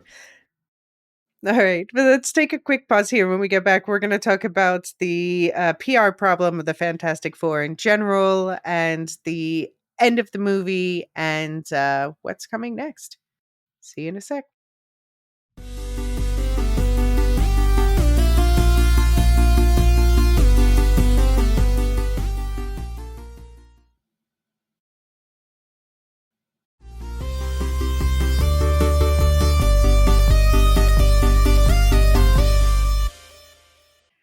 All right, so the Fantastic Four go from heroes to zeros. So, Literally. We know they're described as being like the Beatles, quote unquote, from our universe. We see them on. I think it's interesting. There's always talk shows in their story. They're always appearing on talk shows. Here it's the Ted Gilbert Show. And they're also they are the entertainment. They are also Sue is the head of the Future Foundation, which is basically like the UN. Do you think that's a fair comparison? Yeah. Except they actually try to solve problems, the Future Foundation. True. Yeah. They come up with solutions. They actually have the power to solve problems, you should say. Yeah, they come up with solutions. Yeah. Yeah, I liked the CEO is played by Sarah Niles. Her name is Lynn Nichols in the show. Yeah. I thought she was also. I would have loved to have seen more of her, but she was. She has such a presence on the screen whenever she was. She is very likable. Okay, here's my question about this 828 universe. Would you say, Galactus aside, obviously, do you think this is a utopia? No. No? Why not? Because they're still fighting villains. The world is still under threat. So no. But isn't there always going to be, is there ever any utopia? Possibility? Yeah, the villains, so. Galactus aside, the villains are not hugely threatening. We don't know. But they're threatening for the populations that they're threatening. The city looks nice, and it feels like it looks safe. Awesome. It looks great. It looks awesome. Everything looks dandy. But I wouldn't call it a utopia, no. Okay. Okay. All right. I gotta know what the race relations are. You know what I'm saying? I gotta know what Yeah. the gender dynamics are.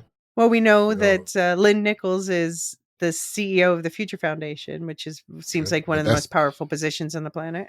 I know, but that's Lynn Nichols. What about Lynn David? You know what I'm saying? Yeah, no, yeah, we don't know the wider situation. I would have loved more Right. than So that. We got I'm gonna say no to okay, Utopia. okay. We find out that Reed has been monitoring Puppet Master, which we mentioned Uh huh. is Elysia Master's stepdad, and Puppet Master's in the Bowery, which is downtown Manhattan. Right. Um, the Wizard is in Gramercy Park, which is is Midtown. that yeah, just close to not far from the Bowery, to be honest. And then Diablo's in Washington Heights, which is way Uptown. up top. I think, oh yeah, by the way, Diablo, I kept getting stuck in my head because I was just watching Suicide Squad. Like, this is not the DC Oh yeah, character. not that Stop. This guy. is No, not the yeah, yes, DC yes. character. Right, right. But yeah, they're setting up like this whole layout of the city and where the power players are. I'm like, you must be planning on spending more time in this universe, I hope. Yeah, I hope so. Hope we get to see some of these characters. Hmm. And then yeah, I felt like Paul Walter Hauser, who played Harvey Elder. We should stop calling him Mo Man. He says I'm Harvey Elder. Sorry. He doesn't like Mole Man. I get it. I wouldn't like Mole Man either. No, that's fair. But he stole the show whenever he was on screen. He did. Hmm. He was a fun character. I really liked about that prequel comic that it really emphasizes the fact that he's only doing this. He was only, he only caused trouble because their construction on the surface world was collapsing Subterranea. And Right. he says in the comic, he says, Subterranea is a principality, and we want what any other sovereign people want: Mm, recognition, mm, prosperity, the mm, inalienable right to exist. mm. You can't argue with that. Don't sound like a utopia yet. Yes, this is true. This is true. All right, good point. It's funny. We also learned that he looked up to Sue's father, and she's like, "Oh, Yeah. you're one of his physics students." And he says, "No, I was a worker at the campus physical plant, and your father taught us how to organize." So again, not a utopia, I guess, if they have to organize and strike. But this is Right. Right. it's interesting. He learned from Sue's father some of the skills that he's using to stand up for the subterranean people. Yeah. Yeah. But it's also Sue's lack of vision in this moment too. Like, she can only envision this person being a student of her father's. Mm-hmm. You know, Yeah. like so that's her framework of how people can be, which gets checked immediately by Harvey. Yeah, apparently Vanessa Kirby's the scene she was most upset about being cut was this deep conversation between her and Harvey Elder. That would have been great. That would have Yeah. been great.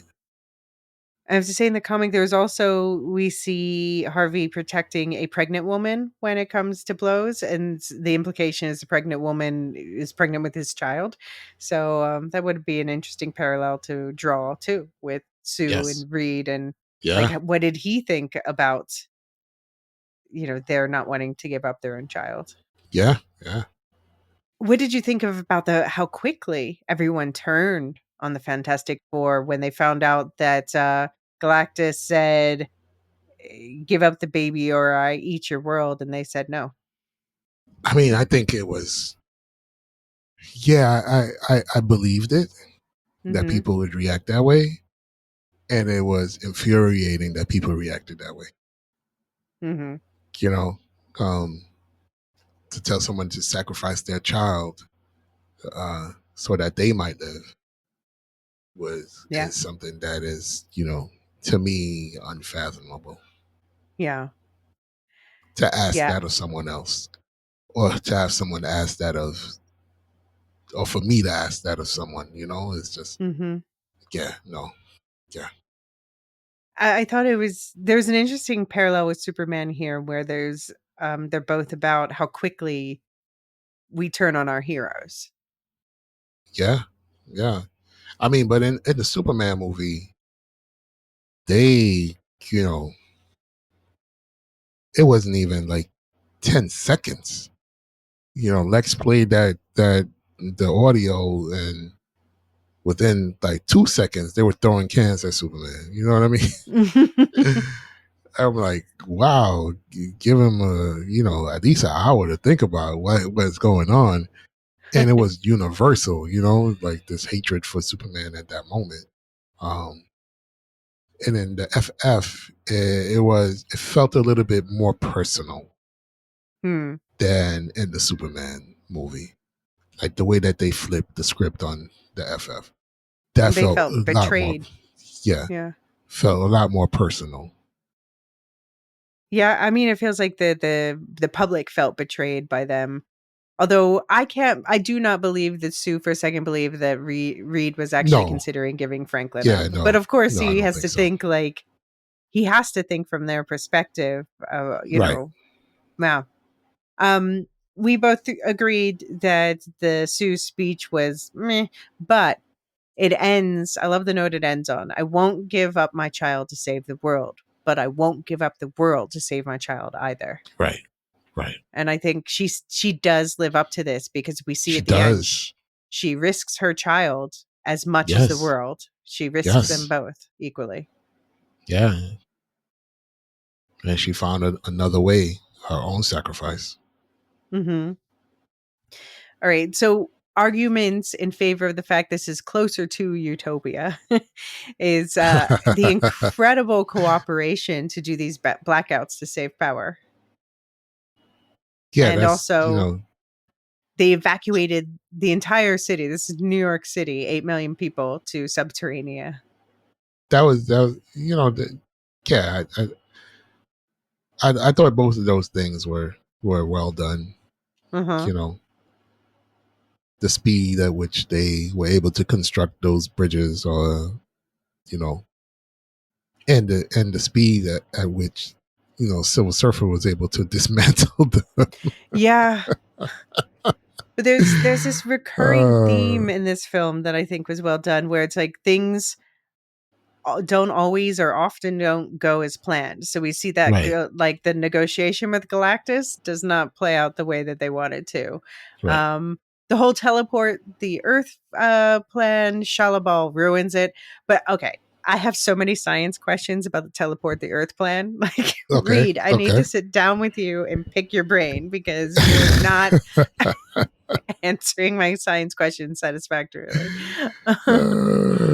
But I did wonder with the fact they set up this whole the teleportation thing, and then it is ruined, but it's introducing us to this possibility. I wonder if this could be how the MCU sets up the MCU version of Battle World, which is something we see I think we probably both expect Battle World to be formed at the end of Doomsday. Yes, absolutely. Yes. Do you want to explain what Battle World is for anyone who doesn't know? So in Time Runs Out comics run, what happens is that the universe is destroyed, but Doom, along with help from the Molecule Man and Doctor Strange, is able to piece together different parts of reality and form them into one world where he rules over. But each piece of this world contains a different segment of the Marvel universe. So you have, you have a world that's stuck in the Middle Ages. You have a world of Thors. You have a Thor Corp. You have, all these disparate, pieces of the Marvel comics splashed together into one cohesive world. And this is what I'm expecting to see from Doomsday. Like we talked about in What If season 3, was it 1872 or whatever year it was? Yeah. That was one of the battle worlds in the comic. Yes.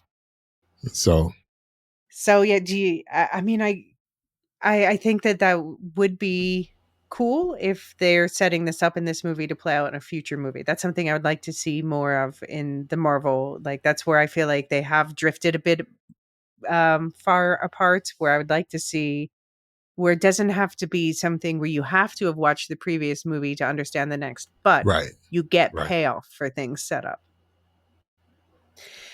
Yeah, I thought, and then of course the baby swap doesn't work out. Galactus doesn't fall for it, Clever ants. but I thought they did a really good effort blinding him. Yeah, that was nice. That was nice. I thought the whole scene of Galactus walking the empty streets of New York was Yeah. really well done.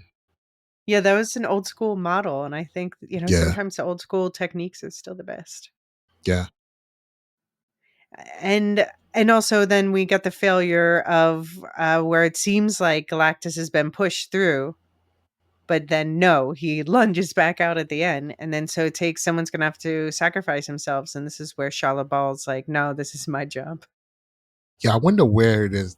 They say they sent him to the far reaches of the universe. And I'm wondering exactly where the far reaches of this universe happen to be. Or could it be, this is where I have questions about the wormhole situation. Is it possible it's another universe? Yes. And could the other universe be 616 or something? Yes. That's exactly where my mind went to when they were saying that this is what they're going to do. Send them to the far reaches of the universe. Well, it would take them, what they said, millions of years to get back or something like that to find the Earth again. Yeah. That's, yeah. I mean, but that's just seems like licking your finger and sticking it in the air to see which way the wind's blowing. Right. Like, does Reed even know? This is why I have all the scientific questions about, did he know where they were teleporting the Earth to? And how was that going to, like, the appearance of a celestial body in a new place is going to affect that galaxy. Exactly. Yeah. Right. It's got to be a sun nearby, but now you're throwing off the balance of the rotations, or the revolutions around the sun. Anyway, I have questions, science man. Give me a comic with it's just like Reed Richards nerds out and answers Alicia's questions. I'll write it for you. Get in touch. So I complained about Johnny with the linguistics thing, and I stand by it. And I do also think that this should have been an excuse for them to work together, because there seemed to be a storyline about Reed pushing Johnny away. And I don't know that was fully resolved. But I'll say what I really did like about this part was the emotional resonance of the scene, where there's that one final teleportation bridge left in Times Square, of course. And Johnny confronts Shalabal there, and they have that conversation where she starts to feel the guilt. And I think the actors, even like Julia Gardner, both of them, I guess, because he's behind the fire, she's behind the silver, and still, so credit to them and the VFX for making those emotions palpable. Yeah, definitely. Definitely. So how do you feel about the fact that, I mean, I think we both agree it would have been stupid if they had killed Galactus. But do you think he should have won, quote unquote, more than he did? Or are you happy with this kind of truce situation at the end? No, I'm happy with it. Because true to comic form, he doesn't always get his way. Because, he's so OP. So he can, if we're going to just stick to what we know about power sets, then there's no way that Galactus, whatever story he's in, doesn't come out on top.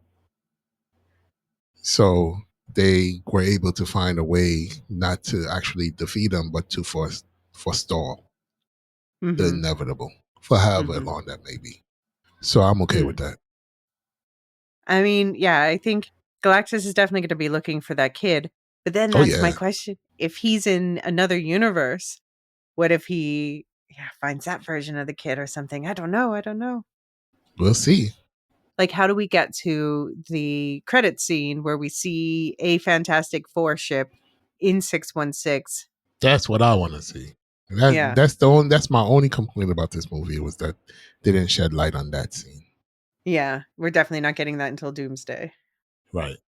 And we know that the Russo brothers directed that credit scene, just like Right. they directed the credit scene that we got in this one, where 4 years later, of course, Sue and Franklin are reading at home, and she goes to get a different book, and Doom is there in the living room. What did you think of this credit scene? Yeah, I thought it was okay. I didn't scream like or shout when it Hmm. happened. And I stayed away from all the spoilers, so I didn't know Right. what the scene was. Um, the one thing I did appreciate about it was that as soon as she walks into the room, she powered up. There was no Right. Of hesitation. course. There was Yeah. no hesitation. It was just like boom, walk into the room. Who is this? Boom, powered up. You know what I mean? Ready for what's going on. And I thought that was the best part of that scene for me. Do you think that they know each other? Do Doom and Reed know each other in this universe? And I'm assuming yes. I in the am comics, they going went to to college assume together. Yeah. yes. Yes. They were frenemies, I Hmm. don't know what they were, but definitely they were rivals, intellectual rivals. So yes, I'm assuming that he knows Victor Von Doom, that there is Hmm. a Victor Von Doom there. And I think there was a Latveria that was not Right. seated at the Future Foundation Right. when they So, showed the room. So hmm yeah, and that's Doom. For anyone who doesn't know, is the like the president, monarch, king, the monarch of yeah. Latveria. And yeah, so we saw an empty chair. So we know the country exists in this earth. And is this Doom? Is this Doom that we're getting in Doomsday 828 Doom? Is it their Doom? Yeah, I guess so. Right. You know? I mean, yeah, I mean, I'm assuming the Doomsday starts with this whole scenario. I was Right. thinking about afterwards, like how cool would it have been if we lived in a universe where, you know, like we're kind of poo pooing about the Robert Downey Jr. of it all, like Hate it. coming back, and yeah. What if they had just managed to keep it a secret and then just revealed it in whatever story context there is, like. I probably would have loved it. Yeah. Like, if uh, surprises were an option, yeah, I I think that would probably have would have gone down loved it. better. Yeah, I think I would have loved it, most likely. I am wondering. So we see Doom. He's famous for his mask, his iconic looking mask. We saw the mask because Doom had it off of his face because he has like a scarred up face, so he hides it. Um, does why was he showing Franklin his face? Do you think he was asking Franklin to heal him, or I don't what do you think know. was going on Maybe there? that's the first thought I had was, Franklin is healing his face, and that's like a show of his power, Mm-hmm. um, almost like a test by Doom of Franklin's abilities. That's the first thing that I thought of. Yeah, I mean, yeah, and then a lot of people are theorizing that Doom will kidnap Franklin, and that will is going to be what starts Doomsday. Second thing that I thought of, yes, Yeah, which is yeah, why I the guess that ship makes is sense. going to shows up on 616. Mm-hmm. Mm-hmm. Could be. And then we have. What did you think of the final cartoon Easter egg at the very end of the Oh, credits? they were cool. That was cool. Yeah. I like that. I like that little touch. I think it's interesting they used, they're like, we do have real world 60s. There's so many different iterations of Fantastic Four cartoons, including Hmm. one from the 60s. But this is a new fictitious one. I want them to just like release the full episodes. That would be fun. But we got the tease of, so the villains that Reed was monitoring plus more. So Red Ghost, who's drawn to look like John Malkovich, that's the character that was cut. Diablo and Puppet Master and Wizard, those are the other ones that Reed mentioned. And then also on top of that, Dragon Man and Mad Thinker. So presumably these are all real characters in this world. But the question is, are there any other heroes? I don't know. They made a point to say there are none. So we shall At least see. not their stature. Yeah. Yeah, Yeah. we shall see. Yeah. Well, so this is all leading up to, this is kind of like setting up, well, literally, it's setting up phase 6, the final phase of the Yeah. multiverse. It's setting up the road to Secret Wars. So let's run through the upcoming movies on the road to Secret Wars, and I'm gonna do a hype level check with you for them. Okay. So starting with July 31st, 2026, we get the first of a new trilogy, Spider-Man, Brand New Day. It's going to be directed by Destin Daniel Cretton, who did Shang-Chi, and Punisher's going to show up. Hype level. I'm hyped. Okay. One hype. One hype. Mild hype. I'm Peter Parkered out. Uh-huh. Right. I'm Peter Parkered out. So maybe this is setting up the next thing. I'm maybe, but until that bears out, I'm hyped. I don't think we're getting Miles Morales in the MCU until after, until after Beyond the Spider-Verse. Yeah. We're not getting any of those characters. Spider-Gwen, now they're talking about doing, if you haven't heard, they're talking about doing animated Spider-Punk cool film as well. Mm-hmm. And that's all well and good, but I want these characters to be live action, so please give me the final Spider-Verse movie so we can try to get these things live action. Yeah I mean, they keep delaying it, but I hope that's for good reasons. But yeah, me too. Yeah. All right. So speaking of live action, the next film so far, these are the films that are announced. I actually fully expect that there will be at least a couple more announced in the meantime. But the next one announced is for December of 2026. And that is Avengers Doomsday, which we keep referencing, directed by the Russo brothers. Hype level here. Super hyped. Okay. Yeah. It seems, James Gunn, sorry, what am I saying? Kevin Feige came out God recently. Kevin Feige came out recently and said, before the whole Jonathan Majors controversy, we were already thinking, should we be pivoting to Doom? And I don't know that I 100% believe that. However, it is true. The Doom is the more accurate villain for, if he was like, okay, we want to get the Fantastic Four going, that would have him thinking about Doom, and Doom is the more accurate villain for this story that they're telling. Listen, Feige needs more people. I don't believe that. I don't, not for one. There's not one bone in my body that believes that. There's not a single bone in my body that believes that. He needs a whole lot more people in order to convince me that they were already down on Kang before Jonathan Majors was arrested and tried. No. I think part of it also was that the Ant-Man movie with him didn't do that well, but that's because they didn't properly use Kang. Right. Yeah. Right. And the thing is, going into the Ant-Man movie, everybody wanted He Who Remains. Let's be real. Yeah, we were all raving about the character. Mm-hmm, we're all raving about his portrayal. We were all raving about Kang. Can't wait to see more of Kang.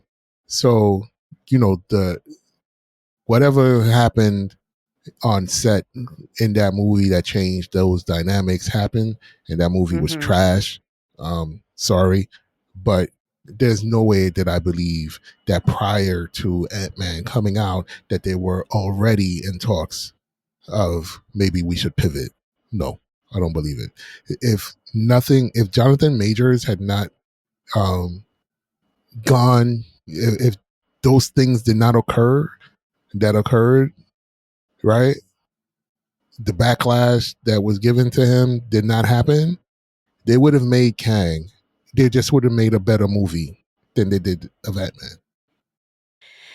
Yeah, I mean, I think that obviously they wanted that Ant-Man to be a good movie, and it had its moments, but I think it's just like this with on the cinematic side, the too much playing it safe, and that's exactly what I mean, I'm going to say what ruined Captain America 4 for me, and Ant-Man was showing early symptoms of that. So Yes, they pulled their punches too much, and Kang is not yeah, a character to pull their punches, and they better not absolutely do not. that with Doom. Lean into the weird, like you said. It's okay. Yeah. So Doomsday set 14 months after Thunderbolts, and we know they did a huge announcement with a bunch of characters are going to be in it, although they've already said it's not all the characters that are going to be in it, but we know obviously Doom's going to be in it, the Fantastic Four, the Talokan, Namor and all the rest, the Wakandans, the Thunderbolts team, the Avengers, and I have in parentheses here the lesser kind without a Z. I'm picking sides. I respect it. Yeah. The OG Foxmen plus the Channing Tatum Gambit, which like does anybody remember that Taylor Kitsch actually did play Gambit in a movie, Gambit, but yeah. but it was in the movie that everybody hates. So poor Taylor Kitsch is the forgotten Gambit. But Channing Tatum was the one we all wanted. And Tom Hiddleston is confirmed as Loki, which what does this mean for Loki's multiverse tree? Has to, but he has to be included. Like they have to include that Tree, the yeah. TVA, the tree, Loki's, Or is it a different Loki? Significance to the universe. I can't imagine it's a different Loki because they have to account for this Loki. And it seems like they haven't announced the rest of the TVA cast, but it seems like we're telling a story where the TVA's got to play a big role in the last two movies. Absolutely. Agreed. Whether Kang is sidelined or not. Yes.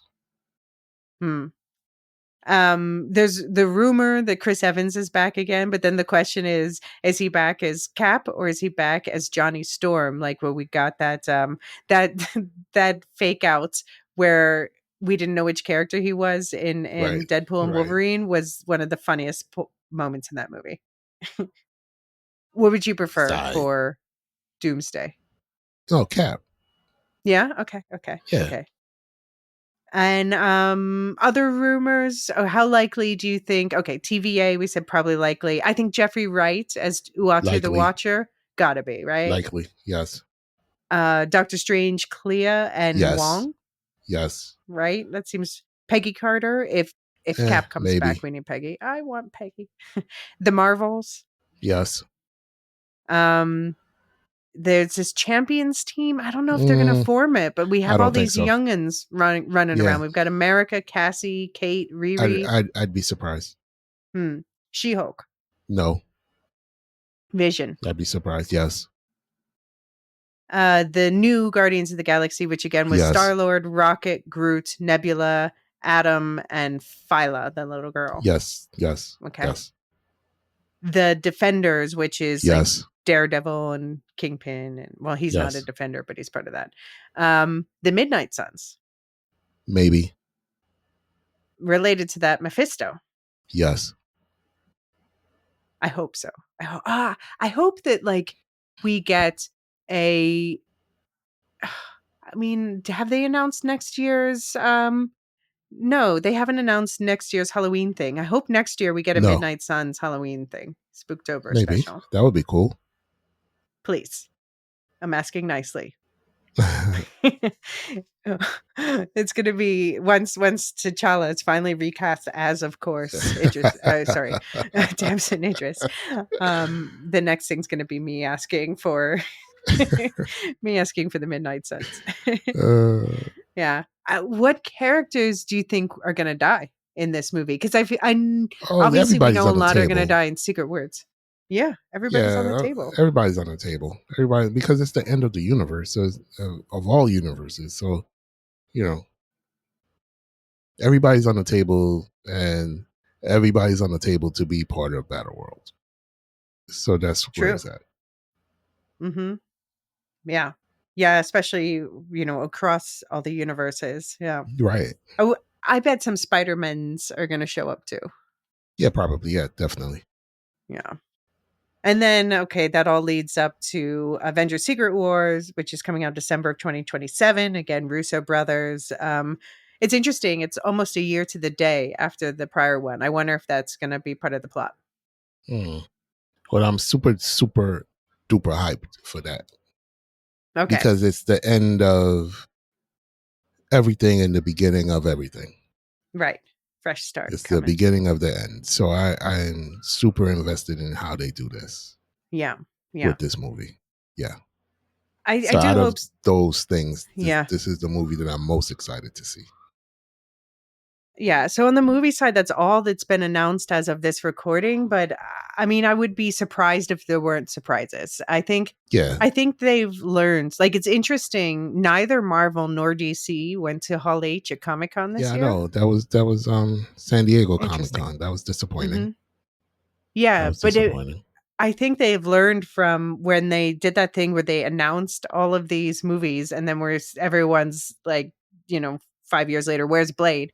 I think that they've decided perhaps to hold the cards closer to their chest until. Well, we'll see what happens in October for New York Comic-Con. Mm. If there are any announcements then. Yeah. I mean, I expect there's going to be at least one movie in between Secret Wars. Between Doomsday and Secret Wars, but I don't know. Right. Are they going to finish off this Spider-Man trilogy before Secret Wars, or is this going to span the two the two phases or whatever, the two sagas? I think this Spider-Man will be part of this version, and then the next two movies will be part of the new universe. Mm-hmm. I mean, we know the next phase is going to be X-Men focused, which I think everyone's excited for, right? What's your hype level on that? Absolutely. X-Men, I'm super duper duper hype. I wonder if I don't think we'll get. Maybe we get X-Men in Doomsday, but I think no, more so. I think we might get maybe some new X-Men teases in Secret Wars. We'll see. That would be nice to have, but because the old X-Men are not making it to the new universe, so no, those are all dead. Yeah, yeah, for sure. They're gonna go. Yeah. What do you think about this announcement Feige made that there's going to be a bigger division between the TV and the movie side of the storytelling? Is this a good thing or a bad thing? I don't know yet. I like stories that are interconnected. I like being able to see things, carry over from one point to the next. So yeah, but I'll have to wait and see how it goes. Yeah, I mean, I think I don't think that it's that necessary. I think they're worried that people weren't going to the movies because they weren't caught up on the TV. But I think, I don't know. I don't think that that's actually the problem. I think me neither. I never thought that was a problem. Yeah, I think that I'm a bit disappointed. I do tend to be more excited about the TV side of things because I feel like that's where you get to go deeper and take bigger chances. And I hope that doesn't go away with this. Right. Or maybe it offers more opportunity to go even weirder on TV. Right. All right. Well, speaking of the TV side, let's do a hype level check over there. So this one, it's kind of cheating. I can't ask your hype level because you've already watched most of it. But later this week, or sorry, we'll talk about it. Yeah, we're going to be we're going to talk about Eyes of Wakanda. So that came out. Anyone who doesn't know, it came out August 1st. That was moved up a few weeks, I think maybe to avoid Peacemaker. I don't know, but it was and so yeah, we have a one shot that's going to be coming out beginning of next week, talking about the 4 episodes together. It's an animated series. It's the Wakandans out in the MCU at 4 different points in history, and yeah, we'll go deep on that. But all right, next up after that hype level, October 3rd, we get another 4-episode animated series drop. This year's Spooktober special, Marvel Zombies. Super duper hype. I'm very hyped. I'm Yeah. into these comics, surprising no one. The zombie comics, yes. And guess what? Man Thing and Jennifer Oh, gosh. could show up as well. But yeah, so we will be doing a one shot. This is a spin-off of the What If season 1 zombies storylines. So we did cover that. You can find the What Yeah, If we did. season 1 Yeah. episode in the feed if you want some backstory there. But I think there's going to be a shit ton of characters in it. They didn't announce Man Thing or Jennifer Kale, but a girl can hope. But we know there's going to be Aquafina's back as Katie. We've got Red Guardian, Shang-Chi, Scarlet Witch, and a lot of these are going to be the zombie versions of these again. Right. Jimmy Woo, Yelena Belova, Kate Bishop, Riri Williams, Kamala Khan. I can't wait to see Riri Williams and Kamala Khan interact, even if it's the animated versions. Yeah, that would be nice. Yeah, and they all pretty much have their their live action counterparts doing the voices again. So yeah. And oh, okay, here's a question. Do you think the Marvel Zombies universe could play a role in Secret Wars? No. Yeah, maybe too weird. Only to say that it was destroyed. What if they did? Well, I guess they already did this in What If season 1, where they open a portal and the zombies flow out, and they use that as a weapon. I guess they already did it. Yeah, no, I can't see them in Secret Wars. All right, hype check for last TV show, live action TV show of the year, coming in December. We don't know which date exactly yet. We know it's going to be 8 episodes. Wonder Man. Super duper duper hyped. Yeah. Okay. You've come around. Yes, I've come around. I wasn't excited before, but I loved what they did with the rollout of Fantastic Four, where Yaya was in character on the red carpet playing Simon Williams, and just talking about his struggle as an actor. Yeah, I really appreciated this type of introduction to the character, so I'm excited to see where this goes. Yeah, we had also Ed Harris was there. Sort of, it was kind of like, I don't even watch Veep, but I know the vibe of Veep, right? With Julia Louis-Dreyfus and Tony Hale, and Ed Harris was he's Simon's agent. He's going to be playing Simon's agent in the series, and he was sort of acting as like Simon was being the straight man, and he was being like the promotional. I think it's going to be fun. Because I know we were wondering about his comedic. We haven't seen him be comedic, but this works, having him as the straight man. And we know, for example, that Ben Kingsley is going to be back as Trevor Slattery, who's the actor from Iron Man and All Hail the King short and Shang-Chi. Right. So I think it's going to be fun to see these 3 men play off of each other. Yeah, I'm excited for it. I'm excited for this. We're going to get Arian Moayed back as Cleary, the DODC agent that we met in Spider-Man No Way Home and Ms. Marvel, especially. I remember him from. And we're getting introduced to, now this is one, because I like the Scarlet Witch and Vision comics. We're going to meet Simon's brother, Eric Williams, who's known as the Grim Reaper. So that's a major character to introduce. I think, okay, so I'm excited. The showrunner is Andrew Guest, who is known for shows like 30 Rock, Community, Brooklyn 99, Hawkeye. So we know he can nail that comedic tone. Right. And it was created with Destin Daniel Cretton. And we know the episode lengths are going to be in the 20 to 40-minute range. So, prime comedy time. But I kind of am starting to hate this Marvel Spotlight label that they put on things. They've only put it on Echo and this. And it feels like a way for them to say, these are the shows you don't have to worry about because we're not going to do that character anymore after this. Yeah. Well, I hope that that's not the case. I hope this blows it out the water, much like Echo did. So yeah, we'll see. But I do worry we won't see Echo again. Yeah, that was like a goodbye. Yeah, I worry about that too. Yeah. And I know Feige, because this show was so delayed, and Feige says he's bummed that it now follows the franchise in the studio instead of leading the pack because they're all sort of satirizing the industry. Right. But then it's like, well, then why did you delay it so much? And I guess Exactly. it's because they wanted to space things out. But I don't know. I just feel like a lot of the Marvel shows this year are not being treated properly. I agree. I think a lot of people don't even know Eyes of Wakanda exists. Yeah.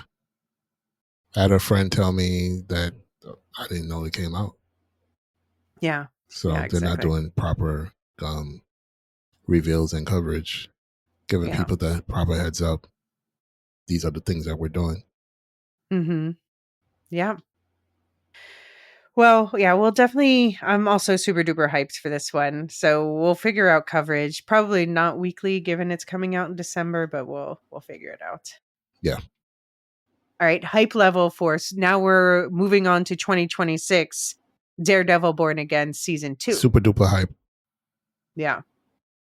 We talked about season 1 at length, so we don't need to dwell on it, but we kept saying it's setting up season 2, so bring on season 2. What about the Punisher special? Super duper hyped. Yeah. We don't know. It's going to be sometime in 2026. We're not sure when. It was co-written by John Bernthal, who plays the Punisher himself. And the rumor is the villain is going to be Isabella Ma Nucci, which suggests it'll be like a mob story, which feels fitting. A grounded crime story. Mm-hmm. I'm so interested in the fact that the Punisher is going to be in Spider-Man. Also in 2026. See. Also in 2026. He is, but yeah, it feels like they're definitely going the grounded angle with the Spider-Man. But and Hulk, we should say, is going to be in Spider-Man too. That was just announced. Yes. We'll see. It's exciting. Okay, and then the final show in the MCU that's currently planned or announced for 2026. Don't know when. Vision Quest. Super duper hyped.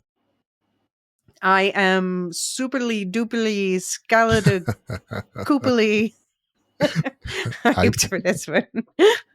It's the final part of the quote unquote trilogy with WandaVision and Agatha all along. A different showrunner this time, but those are two of my favorite shows. So let's see what they bring and how it ties in with what's come before. Awesome. We know it just filmed, so it's coming. It's coming, folks. And then we've got the multiversal animations. Your Friendly Neighborhood Spider-Man Season 2 is coming sometime in 2026. Season 3 is already greenlit. Set in a different universe. Also set in a different universe. X-Men 97 Season 2. Again, we're supposed to get it in 2026. And Season 3 is already greenlit. I'm not mentioning shows for young children like Moon Girl or Spidey and Friends. That's all outside the 616. But I feel like Your Friendly Neighborhood Spider-Man could tie into the Secret Wars Doomsday thing, but I think X-Men 97 definitely not. Yeah, I don't see either one of them tying in. But I wouldn't be mad if they did. And yeah, I'm looking forward to both of these season 2s because they were very good animation series. Yeah. I'm looking forward to them as their own thing. I could see, just because it feels like I still want Coleman Domingo to show up in the 616. All right. Well, Anything else you want to shout out what you're looking forward to in phase 6? What are you most looking forward to out of all of phase 6? What I'm most looking forward to is Secret Wars. Okay, yeah. Everything that's been announced is Secret Wars. Okay. Because I think it's going to, number one, I love the story. And, from the comics, I'm, very interested to see how it's adapted.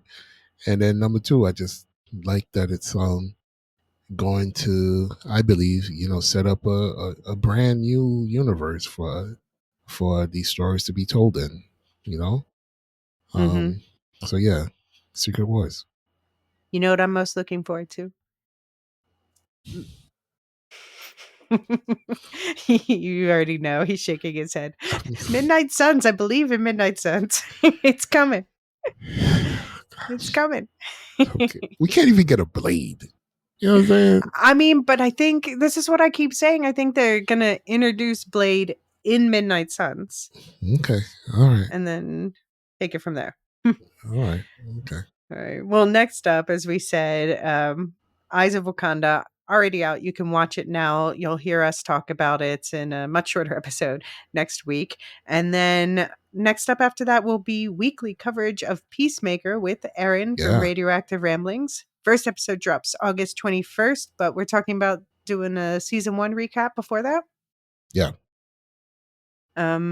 Peacemaker season 2 is going to be 8 episodes, weekly coverage. I've been rewatching season 1 and it still delights me, especially Vigilante and Eagly, of course.